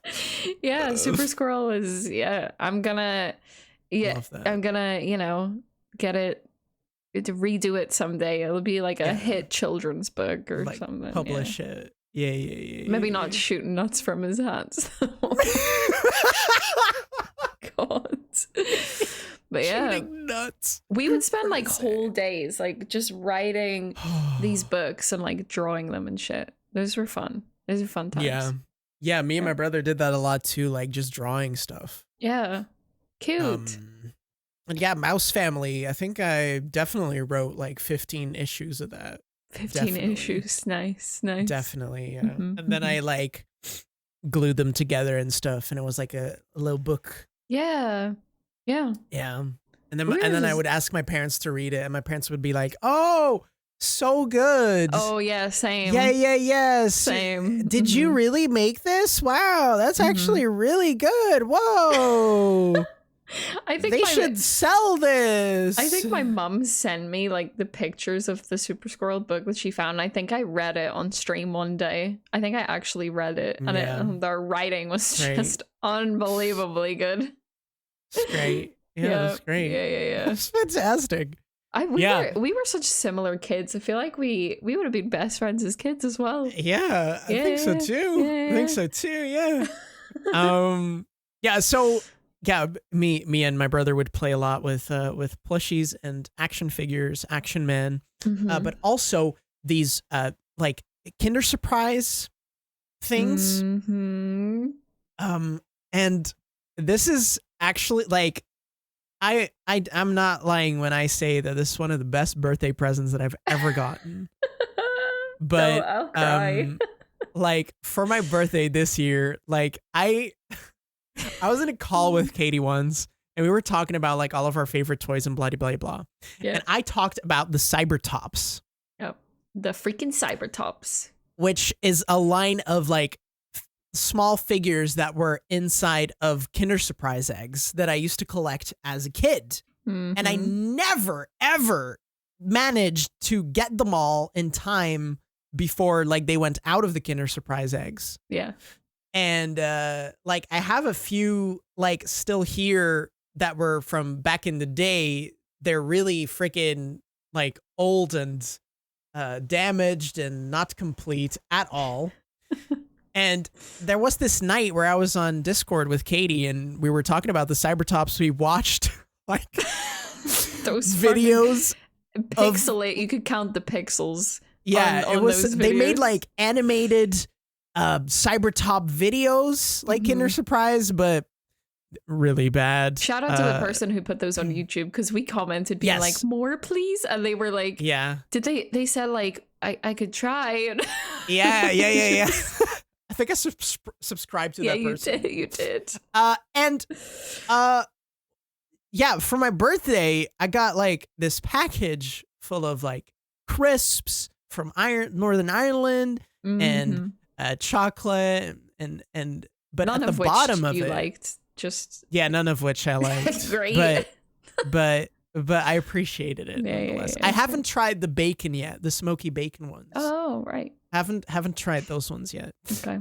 Anyways, at the bottom of that box, and I shit you not, Katie bought the entire collection of Cybertops figures. I did, yeah. And they were mint condition. Well, apart from one. Yeah, one missed something. like a piece, but the other ones are in excellent state, and I'm gonna grab them real quick. I love it.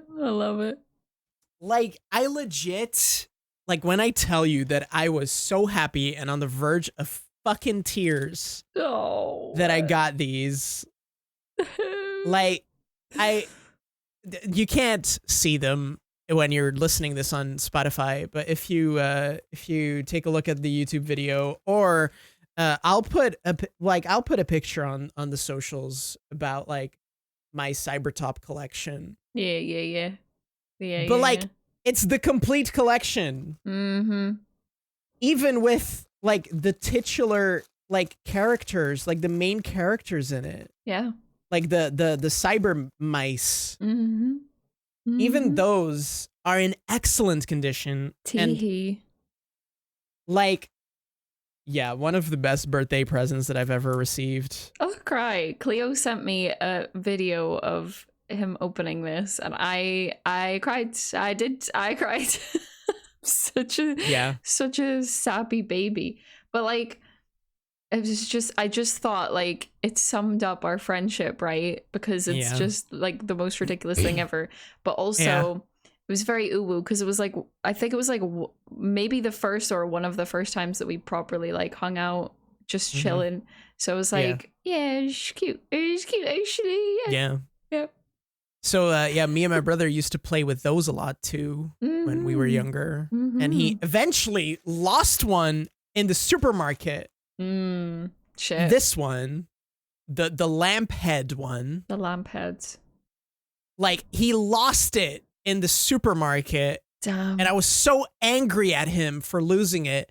And now I have it back. You do. And what? I sent my brother like a picture of all of these. Yeah. And he was like, "How? What? How?" And I was like, "Katie gave them for my birthday." And he was like, "Oh my God." That is amazing. I love it. It was perfect. It's great. It's great. Yeah. I still have to like give them a decent spot in my room. Bolin will eat them next. But yeah, see, like that's why I haven't put them anywhere yet, because I've seen him eyeing the ones that I have here on my PC that are already damaged anyways. Yeah. But I've seen him eyeing them, and I don't trust him. I don't trust him. I don't trust him. Oh my God. But yeah. So Katie, thank you again for that. You're welcome, love. Big ooze. Yeah.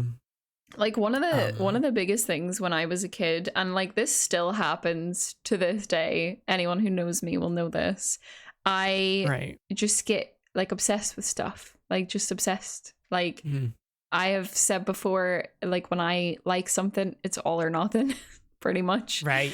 But my first little fixation, what happened when I was like 5? I want to say 5 or 6, right? Right. And it was with the Fonz from Happy Days. Did you ever watch Happy Days? I don't think so. Oh my god. You know what? Henry Winkler? The actor? Wait. I'm looking it up. Yeah, I never watched that. Well, I never watched it either because I was like 5. But someone in my family watched it, and although I do recognize this. Yeah, he's that actor's in like quite a few things. But his character, I don't know, I saw him and I was like, I love him. I love him. He's like, his character was like this like freaking like slick. He had like slick black hair and like white t-shirt, black leather jacket. Like he was, his nickname was the Fonz or Fonzie. And I just loved him. But like, I loved him, but I also wanted to be him. So my mom had like a black leather jacket and I would steal it and I would run around the house and I'd be like, I'm not Katie, I'm the Fonz. And I did not want to be referred to by my name. I wanted to be referred to by the Fonz. I love that. I love that. Yeah. Because I had that with Indiana Jones. Oh, yeah. At one point, I even had like one of those, like a toy whip. Oh my God. Like actual merch from Indiana Jones. Oh, and it was like this. And if you swung it, like it made this whip noise. Really weird toy for kids. Okay. But I had that thing and I had like a hat. Oh. And I would run around in the garden as Indiana Jones, because I watched Indiana Jones when I was quite young, actually, which I don't know how that was allowed, because I think the first time I watched Raiders of the Lost Ark, I think I was like 8 years old. Yeah, see, this is, I thought they were kids' movies, but they're not. Like, they're definitely not. Well, I mean, they were rated PG 13, I think. Right. In the 80s. Okay. And the key word there is in the 80s. In the 80s. There's quite some freaking horrifying shit, especially towards the end. Yeah. Regardless, I was a huge fan of Indiana Jones. I would play Indiana Jones with my friends, and I would be Indiana Jones, of course. Of course. And my friends would be my sidekicks. You were the main character. I was the main character. I impersonated Indiana Jones a lot. Same with Star Wars. Like, I'd be a Jedi. Oh, of course. Yeah. I would have, like, my brother would be my Padawan. Oh. And we we have this mutual friend that lived in our neighborhood, Jasper. Mm-hmm. Shout out if you're listening. And like he would also join us in all of that. Oh. And it was freaking fun. And you were talking about like this fixation you had with the Fonz. Yeah. I had a little fixation when the movie G-Force came out. Oh, G-Force. We talked about G-Force before. We talked about G-Force. It's the movie with anthropomorphic guinea pigs that are secret agents and they save the world and stuff. Yep. Yeah. I was obsessed. Mm-hmm. And so obsessed, in fact, that I wanted guinea pigs. I swear it's. And I asked my parents repeatedly, and I made like freaking PowerPoints and stuff, like the pros and the cons of guinea pigs, and I would purposefully leave some of the cons out. Oh yeah. You got it. But what was the pros? Like the pros were like that I'd be really happy. Yes, that was one of them. One of them was also that you could, like, if you have leftover lettuce and stuff, like leftover vegetables, you don't have to throw them out. You could just give them to your guinea pig. You really thought this through. Wow. Yeah. Like I was really thinking about all this stuff, but my parents said no. Right. But why did you want a guinea pig? Why? I wanted a guinea pig because I wanted to train it to be a special agent. I chose the wrong time to take a drink. Jesus Christ. I wanted a guinea pig because I wanted to train it as a special agent. Wow. I was like, I was already drawing up like a suit that I could make for it with like a little backpack. Oh my God. Yeah, it's a good thing that you didn't get guinea pigs. It's a very good thing that I didn't get guinea pigs because I am pretty sure I would have committed some atrocious things. Oh my God. Like, I'm pretty sure it would be animal abuse. Jesus. Yeah. It's So, good. Maybe your you. parents knew. Maybe they found like your plans and they were like, yeah, maybe no. maybe they did. Maybe No, they did. no, So no. yeah, I never got a guinea pig, which good. Yeah. But in G-Force, they also have this sidekick, and it's like a fly called Mooch. And it's like in the movie, he's like their drone basically, but it's like a pet. Yeah. Like a pet fly. And I cannot with this. At one point, I was convinced, and not just me, but my brother as well. We were convinced that we had tamed a fly and that we had a pet fly that would come home every day, chill with us, and then be on a secret mission again. Yes. And we called it Mooch. Mooch. From G-Force. And we were convinced that every time this same type of fly came into our house, it was the same fly. Yeah. And it was our pet fly, Mooch. It definitely was. Yeah, 100%. Yes. I don't know why that is like the most precious, ridiculous thing.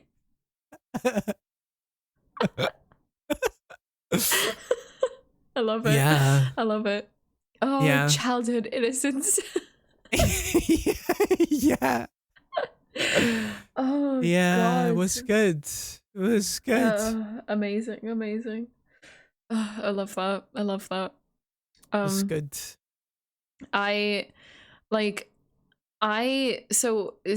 Talking about siblings, right? I said, me and my siblings had big age gaps.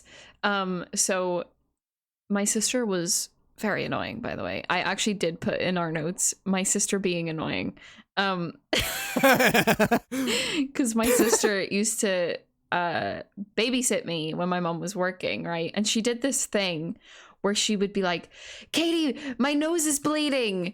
And she would make me like run to get her tissues, but her nose wasn't bleeding. She just wanted a tissue, but she'd make me panic thinking she was like dying, but she just wanted a tissue.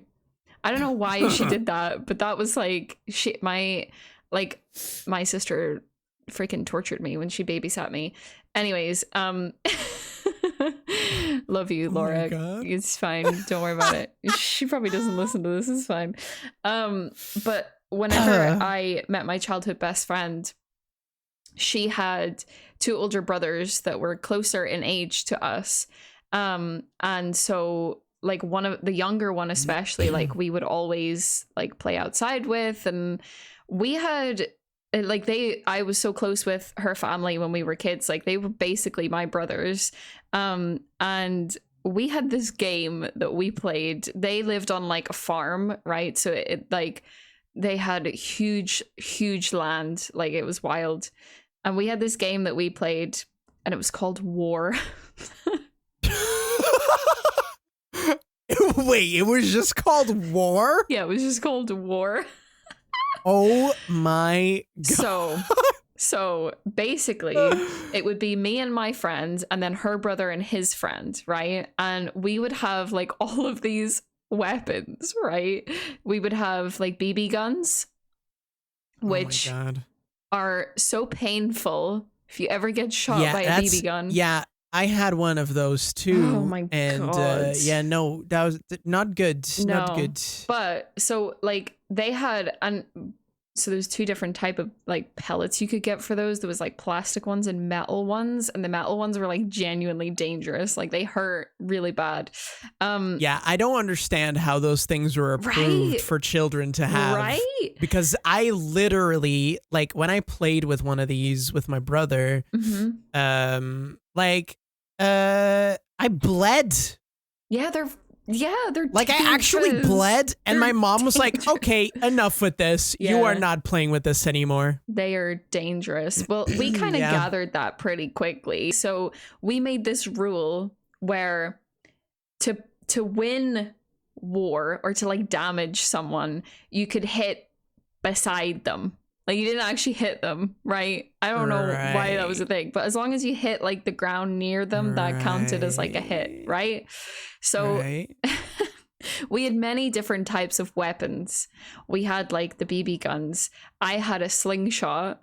There was spud guns. I don't know if that's like extremely Irish of me to have a spud gun. Did you ever have I don't even know what that is. Oh my God, right. So it's Jesus Christ. What the fuck is that? It's literally like this little toy gun, and you stab it into a potato.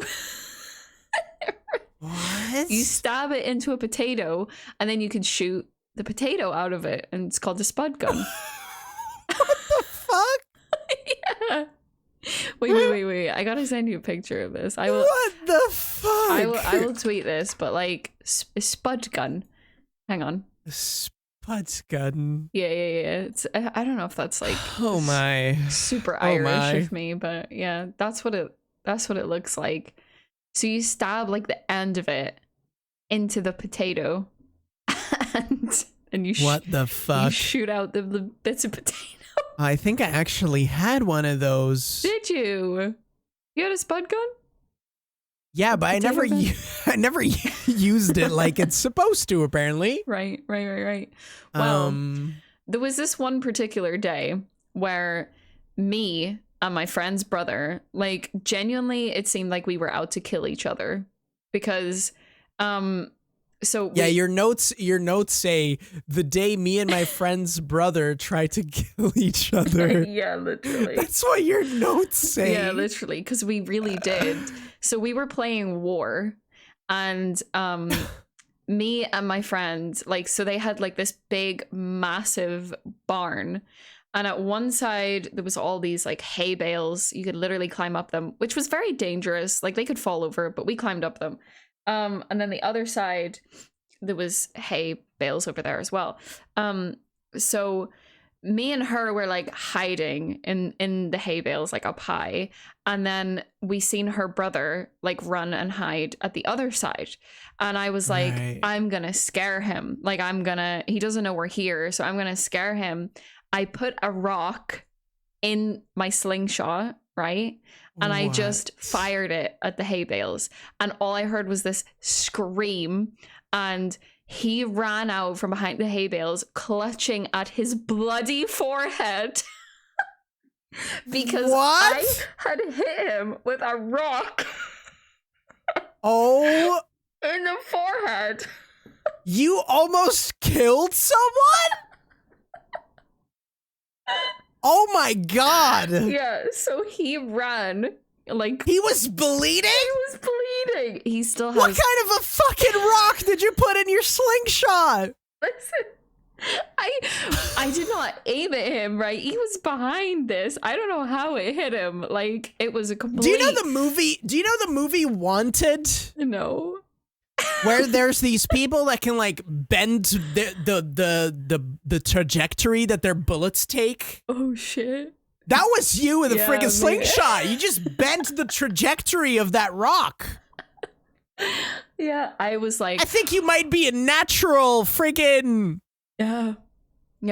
secret agent assassin. Yeah, definitely. Yeah. Holy Don't shit! Tell everybody. Oh my God. But yeah, he like ran screaming into the house, and I was like, oh, I'm in so much trouble, actually. So I burst into tears. Of course. And I had to like go inside, and like his mom was so mad, and he was so mad at me, and I was like crying, and it was a whole thing. But then we were fine. Like a little bit later, we continued playing War. So like they had this lane way that like led up to their house, and it was really, really long. It was like the longest lane ever. And just as you got to the house, there was like the lane was like a big hill, like it was really steep. So like when you were going down it, it was really steep. So when we were playing War again that very same day, his friend was chasing us. So we like got on our bikes and we started going down the lane, and we got to the really steep bit, and her brother, the one that I had injured, threw like a mini punching bag at my bicycle, and I went flying over the handlebars and I landed on my fingers. Oh my God. And I broke like all of my fingers on my right hand. Wait, you broke your fingers on your right hand? Well, I don't know if I broke them, but they were fractured. I had to go to hospital, and they had to be like put in like a, what do you call it? Like a splint, a cast? Like a splint thing to keep them upright. Oh yeah. Oh my God. Yeah. This all happened in one day. So we weren't allowed to play War anymore after that. So yeah. And I'm pretty sure he still has a scar on his forehead. I was gonna ask, like, does he still have a scar? I do think like he maybe, I can't remember if he had to get stitches, but like he definitely still has a scar. So he was like Harry Potter, you know? Do you still talk to these people? Not really. Because I'm intrigued. Yeah, I mean sometimes, but like definitely not as close. But that was not the reason why. Wow, that's wow. Yeah. So that was that was unfortunate. That was unfortunate. That's holy shit. Yeah. So you've just learned that your best friend is an assassin, a trained killer. Yes, a trained killer. Mm-hmm, so watch out, bitch. That reminds me of the time that my brother, like around Christmas time, like we were setting up the Christmas tree, right? Right. My mom was decorating it, and we were helping her. Mm-hmm. And my brother found like this like peak thing that goes on top. Right. What do you call that? Like a star that goes on top of the tree? It wasn't a star. It was more like a pointy thing. Right. That goes like, regardless. A pointy thing. Yeah. He was waving it around. Oh dear. And you could genuinely, like, I think you genuinely stab someone with it. Oh, and no. like, I was, because I'm his big brother, I was annoying him. Right. And I shouldn't have, because like suddenly he just freaking jabs at me with that thing, like right up my nose. And like my nose starts bleeding, but like bleeding. And I was crying and screaming, and my brother started crying and screaming, and my mom was like, "What the fuck is going on?" And shit. Yeah. Ouch. Yeah, he just freaking jabbed it right up my freaking nose. Oh my God.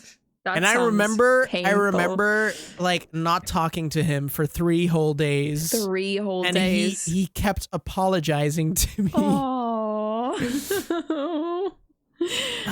Yeah. Wow. Yeah. The things that you do as kids to like, you know, just almost die. It's freaking insane. That was freaking insane. Like that. Yeah. That childhood friend that I had, like I said, she lived on a farm and they had a horse, like they had a pony, and me and her thought, oh, it's really like this horse was not trained to like be ridden. She didn't have a saddle or anything. And we were like, you know, it'd be a really good idea. We try to ride this horse. Oh my God. No. And of course I did it. I got on the horse and I was on it for all of like 10 seconds before it literally violently bucked me off. I went flying. Oh my god. And it was small, like it was a pony, but I was also small, so it was very traumatizing. Yeah, it was like a big horse for you. Yeah. The great ideas you have as kids. Yeah. There was also a time where we were convinced, right? We were convinced that if we tied balloons to ourselves, we could fly. Right. So we had one helium balloon, right? Yeah. We also had a couple of non-helium balloons that were just blown up. Right. And also we had an inflatable guitar thing. And we were like, yes, we'll tie these to ourselves and we will definitely float up to the sky. Please tell me that you didn't jump off of something. Yeah, I did.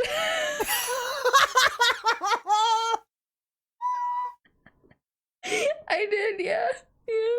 Oh my god. What did you jump off of? It was like this farm trailer thingy that went on the back of like a tractor, and I climbed up on top of it and jumped off, and needless to say, I did not fly. Actually, I thumped to the ground. My god. Yep. I would just love to, like, hearing all of these stories, right? I would just love to have been, you know, in our parents' perspective of seeing, like, what the fuck are they doing? My parents, I think they must have, like, I have to ask them, like, what they were thinking half the time. Yeah. But I honestly think my parents were like, what is wrong with our kids? Oh, yeah, same. 100%. What the fuck is wrong? Where did we go wrong? Where did we go wrong? Please tell us. Hilarious. I don't know if you know this, but I started content creation pretty early. Yeah? Because I have told you about the short films that I made on my Dutch YouTube channel. You've told me, and we've watched them. You've mentioned, yes, we watched them, and you mentioned them in, I think, episode 7. Did I? 6 or 7. Right. Okay. Yeah, you started mentioning my short films, and I was like, let's not talk about this. And they're masterpieces. Yes, but I made films before that. Ooh, right. One of them was called Project Secret Weapon. Right. And it was about this guy living together with his best friend. Mm-hmm. And they were up to shady things. Ooh. And they found, I don't know how, but like they found this other guy called Frank. Okay. Played by our childhood best friend that lived in our neighborhood. Mm-hmm. And he had like this briefcase that held a gun. Oh. And it was Project Secret Weapon. Right. It was a gun that had, like, I don't know, invisible bullets or something. Wow. The story was that, like, we stole that thing from him. And then he decided to take revenge, and he, like, shot me and it was, like, with a white t-shirt that I could besmirch, because we asked my mom, like, can we besmirch? Nice. A white t-shirt, and we use like ketchup to simulate the blood. Oh, yeah. Mm-hmm, mm-hmm. And like Frank then like took me with him, and he put me in like cryostasis for 100 years. Wow. And then I came back, and somehow this friend of mine was also still alive and not aged or whatever. Yeah, that makes sense. Yeah, it makes sense. Yeah. And is this on the internet? This is not on the internet. Damn.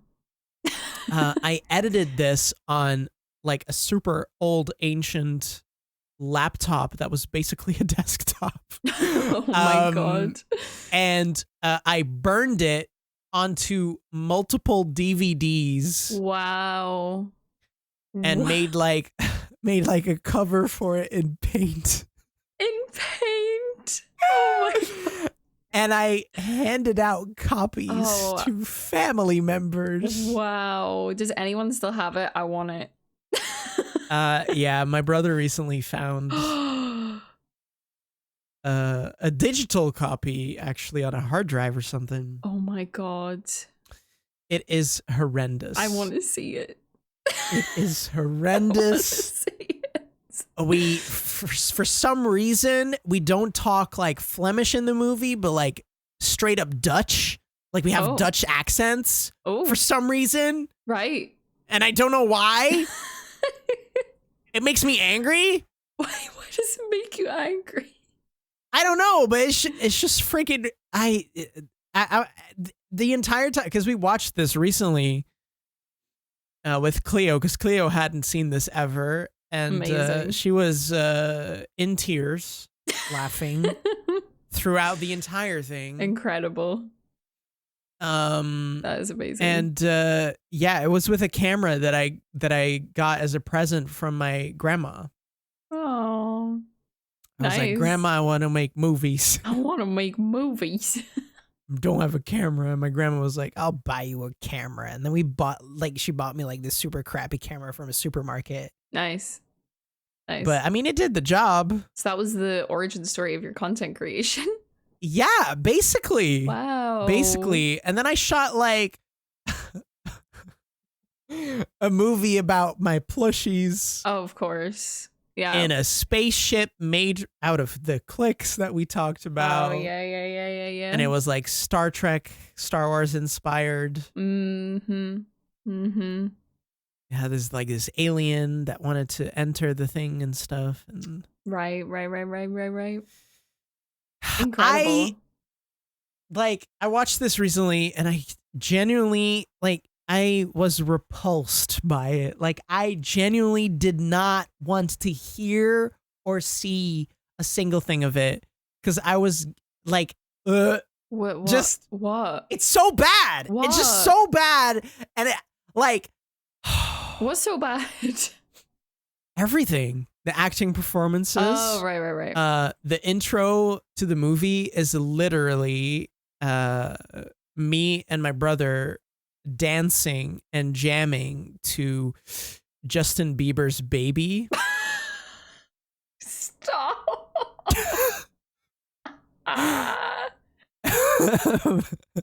So, needless to say, it's very, very cringy. I have never wanted to see something more ever. You do not want to see it. Yeah, I do. I do. Do not. You definitely do not. I really do. Yeah, it's just incredible. It was like we had sequels in mind. Oh wow. And we started filming a sequel on one of our iPads. Oh my God. Never finished it. But we had a story for 3 movies. It did not make sense at all. Right.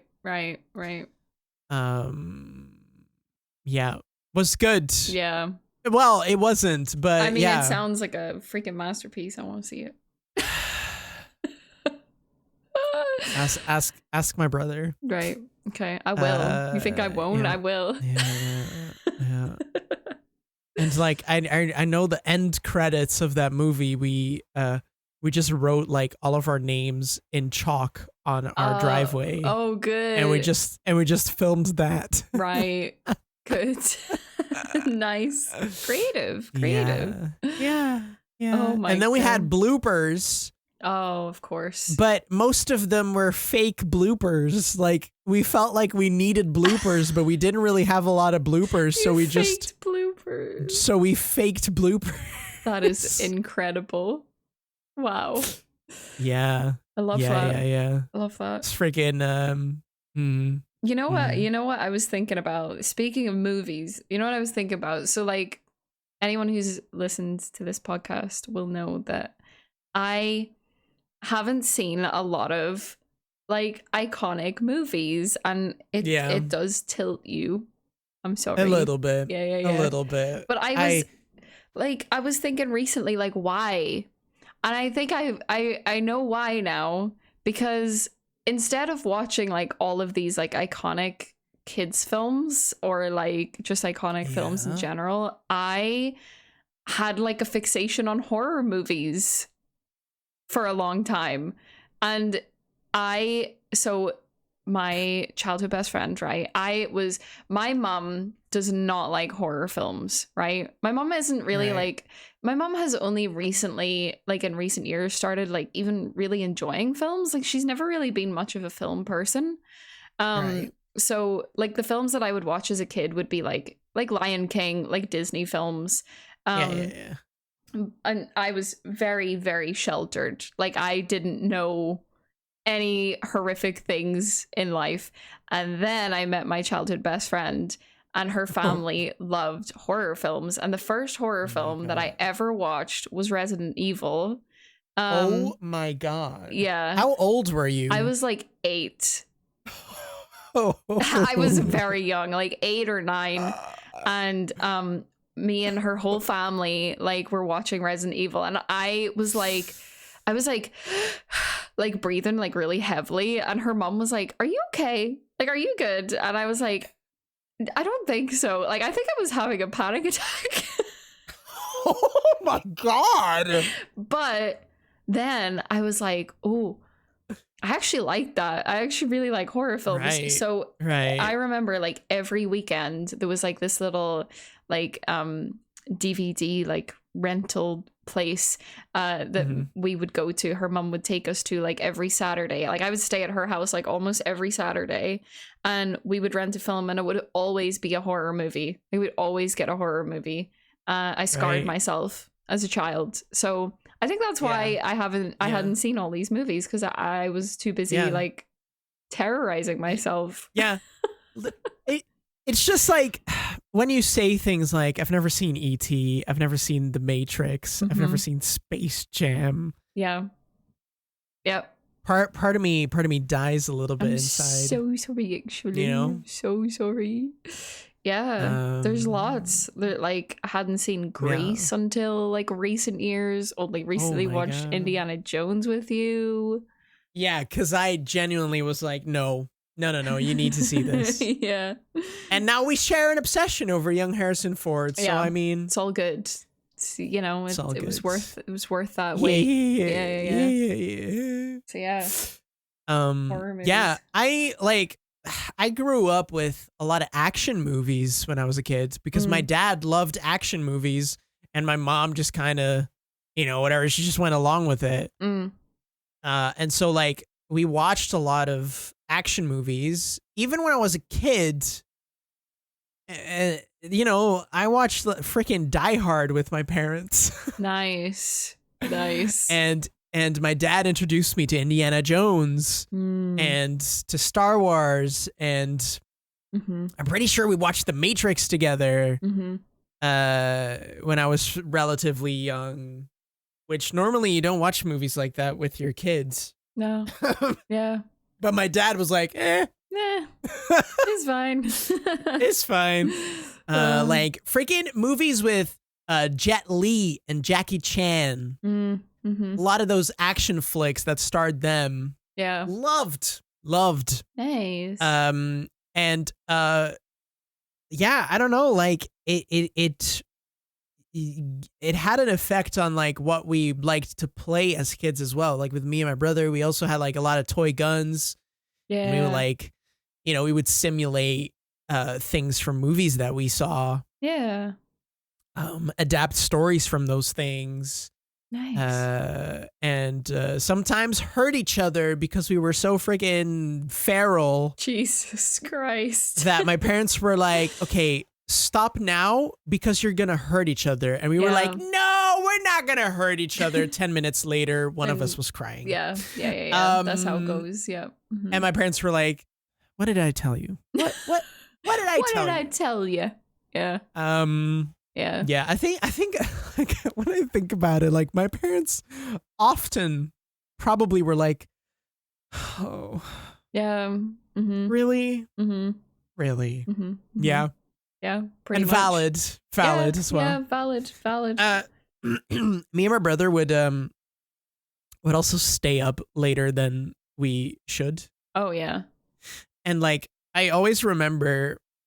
Like, we always had to go to bed around, like, 8 p.m., 7:30, 8 p.m. We always had to go to bed. And I had to go with, even when I was a little older, just because my brother had to go to bed. Yeah. And my brother was like, why doesn't he have to go to bed? And right. Then my parents were like, oh, yeah, right. You're right. Yeah, you go to bed as well.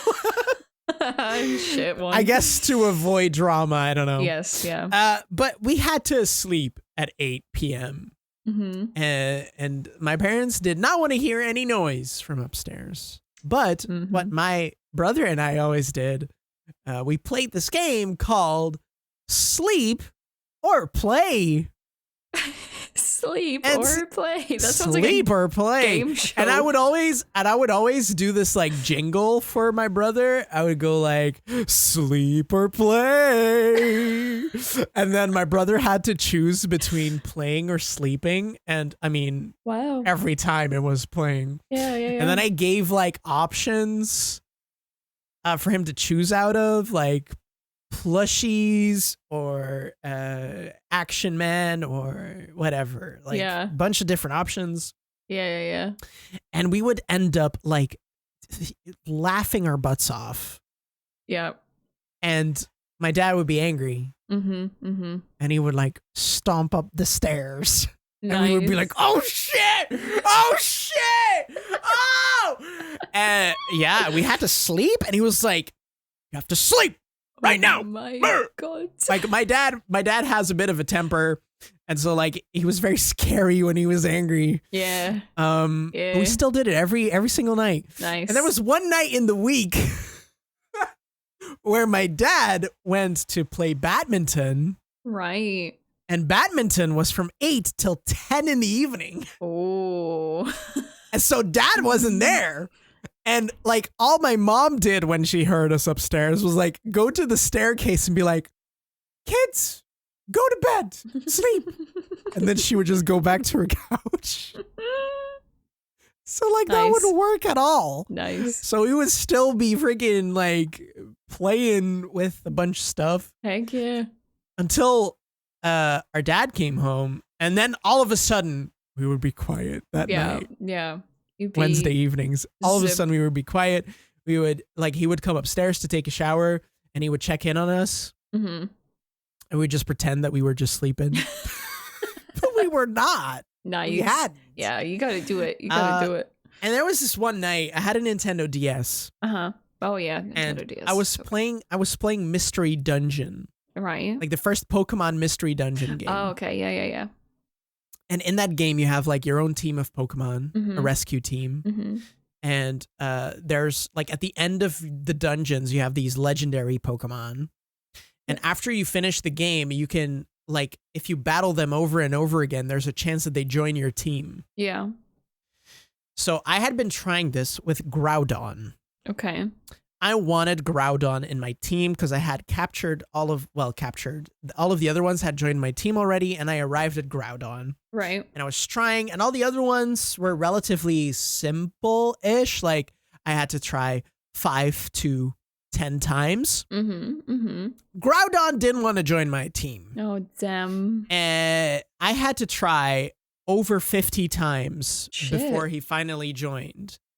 And I was playing like at night in my bed on my Nintendo DS when all of a sudden, I think it was 9:30 p.m. or something. Oh no. And Groudon joined my team. And I was so happy that I was like, yeah! And I shouted. Oh no. Like super loud. Oh, yeah. No. And immediately, I hear my dad like stroll through the hallway, go up the stairs. I quickly close my DS, but I didn't like deactivate it. I just close it, put it under my pillow, and start pretending that I'm asleep. My dad, no joke, just comes inside the room, lifts up my friggin' pillow, takes my DS, and disables it. It hadn't saved yet. Oh, no. It did not save yet. And I was like, Dad, my Groudon. And my dad was like, Wesley, sleep. And then he just went away with my DS, and I didn't see my DS for 2 weeks. Oh my God. That's heartbreaking. That is actually heartbreaking. Yeah. Yeah. I would cry now if that happened. Adam just coming up to your room, taking your DS from under your pillow, deactivating it. Yeah, definitely. He would, Yeah, that was heartbreaking. Heartbreaking. Absolutely freaking heartbreaking. That's hilarious, though. Yeah. Childhood. Childhood. It's cute. Yeah. It's cute. Yeah. I feel nostalgic now. Yeah. Wait, did you? Sorry. Yeah. No. Go ahead. No, you go. No, go ahead. No, you go. No, you go. I don't know what I was going. I don't know what I was going to say. No, go ahead. Go ahead. I don't know what I was going to say. Fine. Did you ever pull pranks on your parents? I don't think so. Not on my parents. No. I didn't really do that except for once. Right. Where we had this fake spider. Oh no. A pretty big one. Oh no. And it's one of those floppy ones that look quite real. Oh, right. Okay. And so before we went to bed, I put it on her pillow. On your mom's pillow? On my mom's pillow. You evil little gremlin. I went to bed. And my brother and I were just waiting for my parents to go to bed. Oh, you little shit. And my mom always goes to bed a little earlier than my dad. Right. She always goes up a little earlier. And she'd go up at 9:30 or 10, and my dad would stay up till 10, 10:30, 11 sometimes. Right. Regardless. So she comes up, she goes to the bathroom, makes herself ready for bed. She goes into her room, and we're already me and my brother are giggling. We are giggling, but she couldn't hear. And all of a sudden, I hear my mom screech. Oh, but just screech, and I hear stuff falling, and I go to her room. She fell backwards and stuff was on the ground, and she was so freaking scared, and I was like, mom, it's a joke, it's a fake spider. And she was not happy. She was not happy. And my dad came out what is this? And she was like, he put a fake spider on my pillow. Oh no. Oh, you little shit. Yeah, I never did that again. Yeah, I can't imagine you did. Because my dad was so angry, and my mom was I never, because my mom never gets super angry. Yeah. She can get angry, but not like that. I had never seen her as angry as in that moment. And I never have seen her that angry ever again in my entire life. She was so freaking pissed. Yeah. Yeah, I would be understandably too. So. I would be understandably so. I would be too. And the thing is, I also hate spiders. Yeah. So I know what it is, and I still did it. You inflicted that such pain, an asshole. You little such shit. An asshole. You're such an asshole. Yeah. Incredible. Yeah. Mm-hmm. Yeah, it was good stuff. I never did anything like that to my mom. Nope. I was an angel child. I am pretty sure that if I ask your mom that she'll say something else. I know. I do not believe. I do not believe that you were an angel all the time. I was an angel child, just a little bit of a dumbass, thinking that I could float to the sky with an inflatable guitar on my back. Oh my God. Yep. Did you have like a garden? Yeah. Like when you were at your mom's? Yeah. So like the house that I grew up in was like in the middle of the countryside. So we had a massive garden, and I had this thing about like we had this hill, like this steep hill. Well, it wasn't steep, but it was like quite a hill in our back garden. And like I would just roll down it. Like I just rolled. Yeah. Like valid. Lie on my side and just roll down the hill. I did that. But not in my garden because we didn't have hills, but like in the park or whatever. Yeah, definitely. Kids are so weird. Like my mom probably looked outside like, what the fuck is she doing? Just roll down that hill. Yeah, my mom was always like as soon as we went outside, she was like, okay, that white t-shirt, give it to me. Yeah. I'll give you a different one. Yeah. We had a garden like at our first house. We had quite a big garden with like a tree in it, lots of flowers, a World War II bunker. Oh yeah. Already told you about this. Bunker. Already talked about this in the podcast, I think. Yeah. I don't remember which episode. It was the paranormal one because was it the last episode? Being haunted by a World War II ghost. Oh, right. Yeah, right. I was haunted by World War II ghost skeleton thing. Yeah. So we had this bunker as well. And like me and my brother, like that garden, it was epic. Like we played so much in that garden. We had like a little sandbox thing. It was great. It was great. And then when we moved, we still had a pretty big garden. It was a little more boring though, because it was like a newly built house, right? In an area where there weren't a lot of new houses built yet, so it was just empty basically. Yeah. But we still made it. We still made it fun. Yeah. And like, yeah, every summer we would get like a swimming pool in our garden. Nice. Yeah. When we were younger, it was usually just like a tiny little pool. Yeah. And then as we got a little older, my parents would buy like this big pool. Nice. To play in summer. Mm-hmm. And me and my brother, we would bring our plushies into the pool. Oh, not the plushies. Yeah, we would play with our plushies in the pool, and we would give them storylines that they were like on a ship and that it like sank like the Titanic or whatever, and that they had to survive in like the ocean. Oh my somehow. God. And then they got like there was this freaking hurricane or whatever, and there was this like what do you call it in the water? A whirlpool?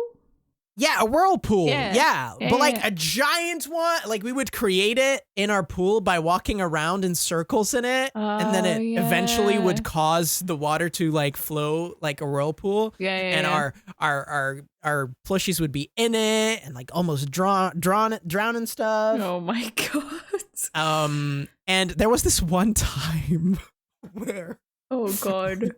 we made this drop ship. Okay. Out of clicks.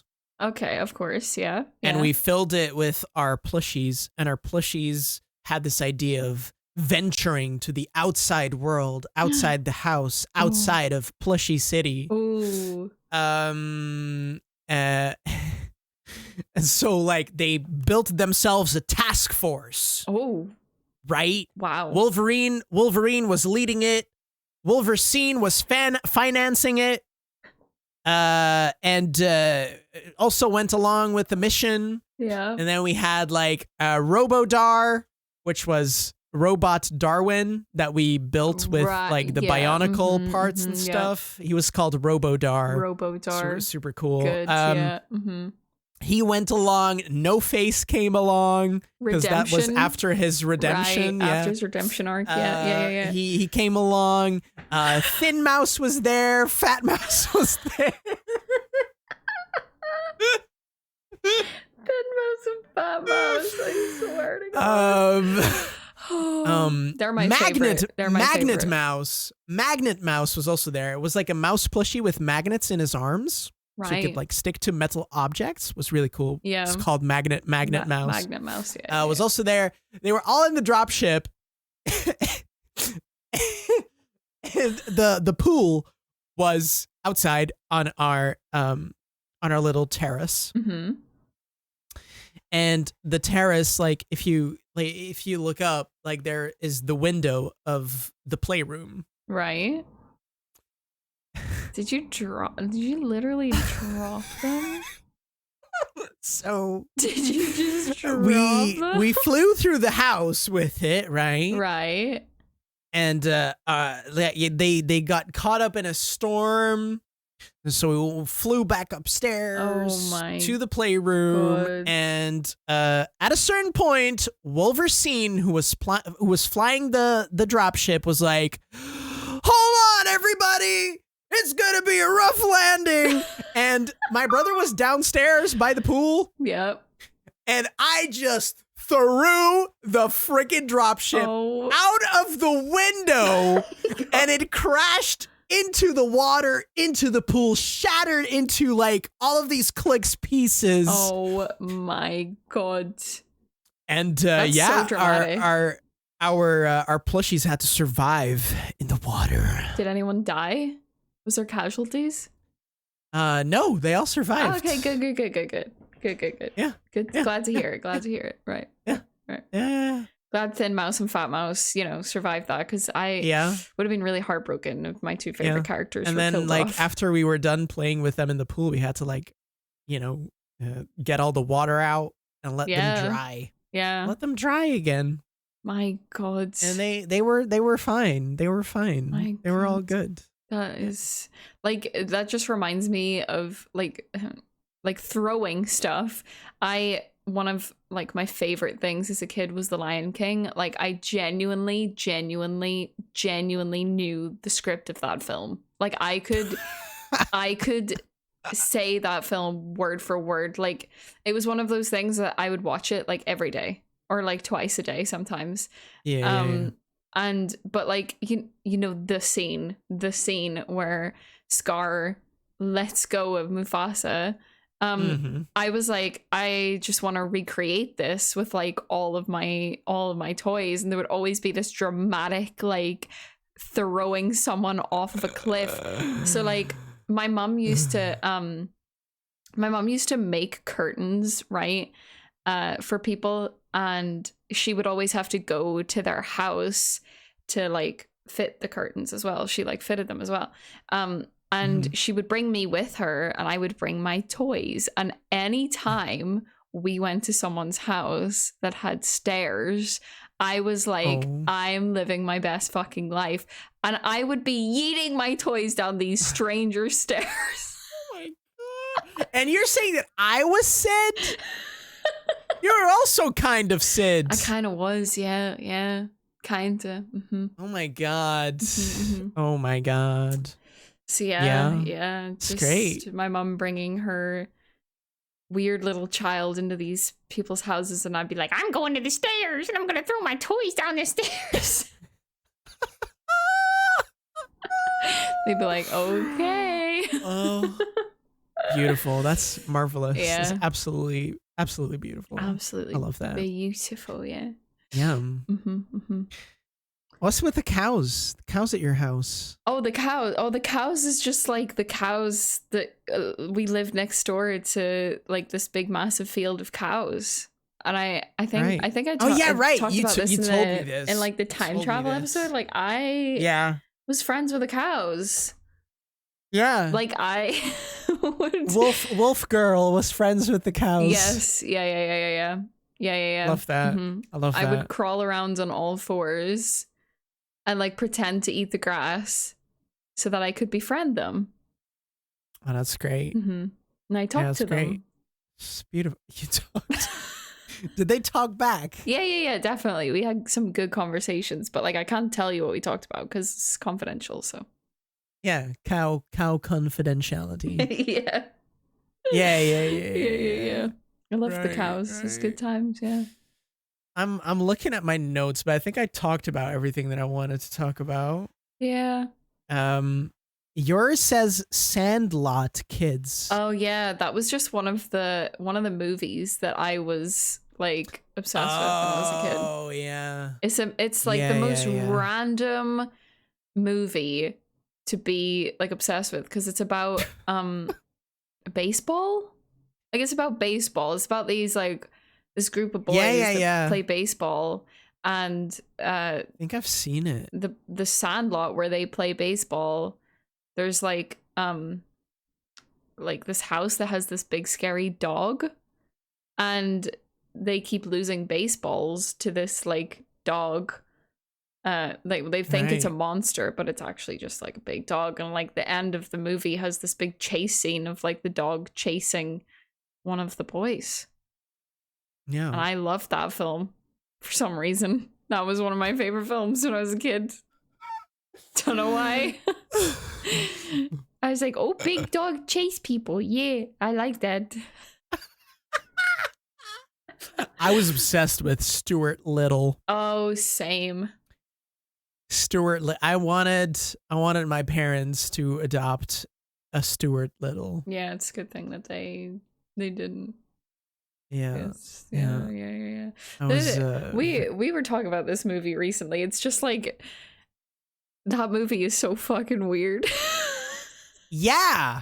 It's like these humans want to these humans just adopt a kid mouse. They adopt a mouse. And no one asks questions about it. It's like completely normal. Oh yeah, you want to adopt this mouse to be your legal son? Sure. Yeah, let's do it. No problem. But what about the cat though? Oh, it'll be fine with the cat. Yeah. It was not fine with the cat. No. But that movie is great, and I had like a Stuart Little plushie, and he lived in a shoebox. Shoebox. Yeah, I had like a little bed for him. I love that. In the shoebox. Yeah, it was his house. I love that. Mm-hmm. I was also, for a period of time, like I had these two best friends, and they were twins. Kenneth and Kevin. Right. Shout out to you if you're listening. Probably not. But we were best friends. Right. And like we were like the three of us, we were obsessed with Pirates of the Caribbean. Right. And back in the day, like I genuinely was like, oh yeah, pirates, super cool, Keira Knightley, beautiful lady. But now I realize that I was also very much interested in Orlando Bloom. Orlando Bloom was part of my bisexual awakening. Yeah. I am pretty sure of that.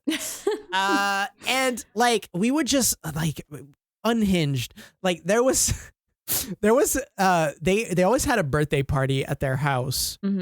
And they would invite like their classmates and stuff. Like there was this one birthday, and shortly before that birthday, Pirates of the Caribbean had been, like the third one, had been playing in the cinemas. Right.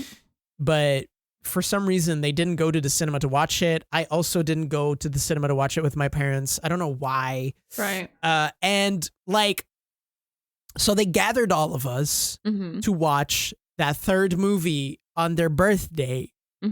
And you know, the scene like where like the Black Pearl and the Flying Dutchman are like facing off in this giant whirlpool with Calypso. Like those, like the Pirates of the Caribbean theme song like starts playing like crazy, and there's all these fights happening, and they're all sword fighting. Well, we were all out of the couch with toy swords, looking at this movie, doing all these sword movements while the music was playing, and we felt so freaking badass and epic. And his parents were just standing there like, wow. Yeah. That's incredible. Okay. That is incredible. I loved it. Yeah. I loved it. It was great. Yeah. It was like, talking of a birthday, that was like the last thing on my notes was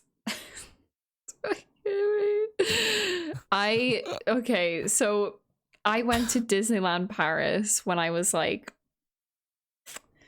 like 6 or 7 or something. I don't know. It was like the first time I'd ever been to Disneyland. It was great, wonderful time. And they had these, like, it wasn't a onesie, right? It was like a full costume for kids. Like, and I was obsessed with Monsters Inc. at the time. So my mom got me this Sully outfit, right? Like a full ass outfit. And right. When I, like, around the time when, like, we got home, maybe like a couple of weeks later, it was one of my friend's birthday parties and I was invited, but I was like, I am going to be the guest, like the entertainment. So I dressed up as Sully from Monsters Inc. to surprise my friend, like, Sully's come to your birthday party. Oh. And I like, how did that go? I think he liked it. I think he was pretty happy. But there's like pictures of somewhere in the world that exists of like me dressed as Sully, as if like I'm like a Disneyland cast member, like meeting people, just taking pictures with them. I love that. I love that. I love that. That's great. I just wanted to bring some joy, you know? So yeah. That's your content creation origin. You just wanted to spread joy to people. Yeah. Dressing up. That's beautiful. Yes. That's actually really beautiful. Dressing up as Sully. Yeah. That's great. That's great. Thanks. I love that. Thanks. I love that. Oh. Yeah. Mm-hmm. Yeah.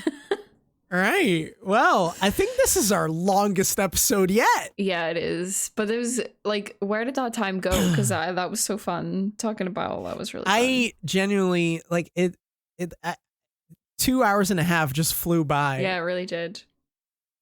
I liked it a lot. I once checked the time during when we were talking, and that was before we started talking about childhood stuff. Well, it flew. That was fun. Can we tease that in season 2 we're probably gonna do like a teenage years? Oh yeah. Episode? We're definitely doing a teenage our teenage years episode. Yeah. Definitely in season 2. Abso-freaking-lutely. Nice. But I want to thank everyone for listening / watching our podcast. This was the next to last one, because episode 10 next week is the last episode of season 1.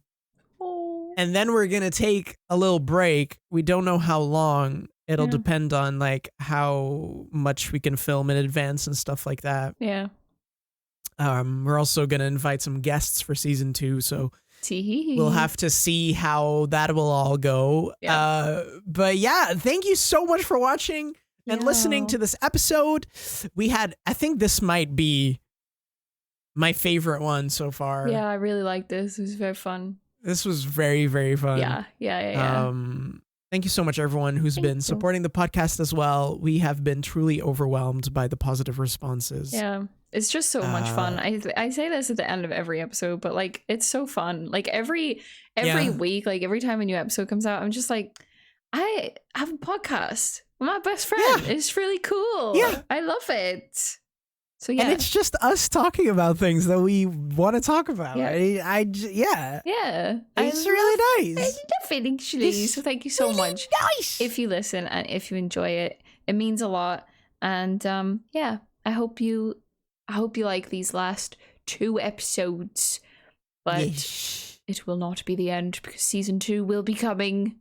Yes, definitely. Exciting stuff. Yeah, and good stuff. You can follow us on our socials at Ackshully, on Instagram and Twitter. You can also give us a subscription on YouTube. Yes. Subscribe there if you want to. That would be really great as well. Yep. And you can find me and Katy everywhere as well on our separate accounts at Mr. Cobblewobbles and at OKatyTTV. Yes. You can find us on a lot of things. Find us doing Instagram, all the Twitter, YouTube, Twitch. all the stuffs. Yes. And we will hear you next week. Yes. And if you're listening on Apple Podcasts, do that little thing. Do that little review thing. Yeah. Go for it. That'd be great. Go for it. That'd be great. Do it. That'd be really nice. That'd be really nice. No, seriously though, big uwus if you do leave us a little rating or a written review. It means a lot and helps out our podcast and everything. So thank you so much if you do that. I appreciate it. Yes.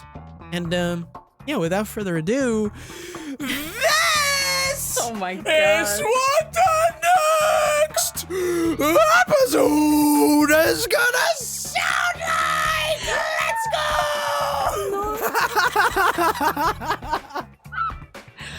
Feral, absolutely feral. This is the last time that I can do that. So yeah, true. Because next episode there won't be a next episode to preview. Yeah. So you had to make it absolutely unhinged. I had to make it absolutely unhinged. But anyways, here's what the next episode sounds like. Yeah. I'm good at that. Back in the day when I had a podcast with my best friend. We had so much fun. Yeah. It's good. That's me. Very good. And I also have a British accent when I'm old. Yeah. For some reason. It just stuck for that long doing the fake British accent.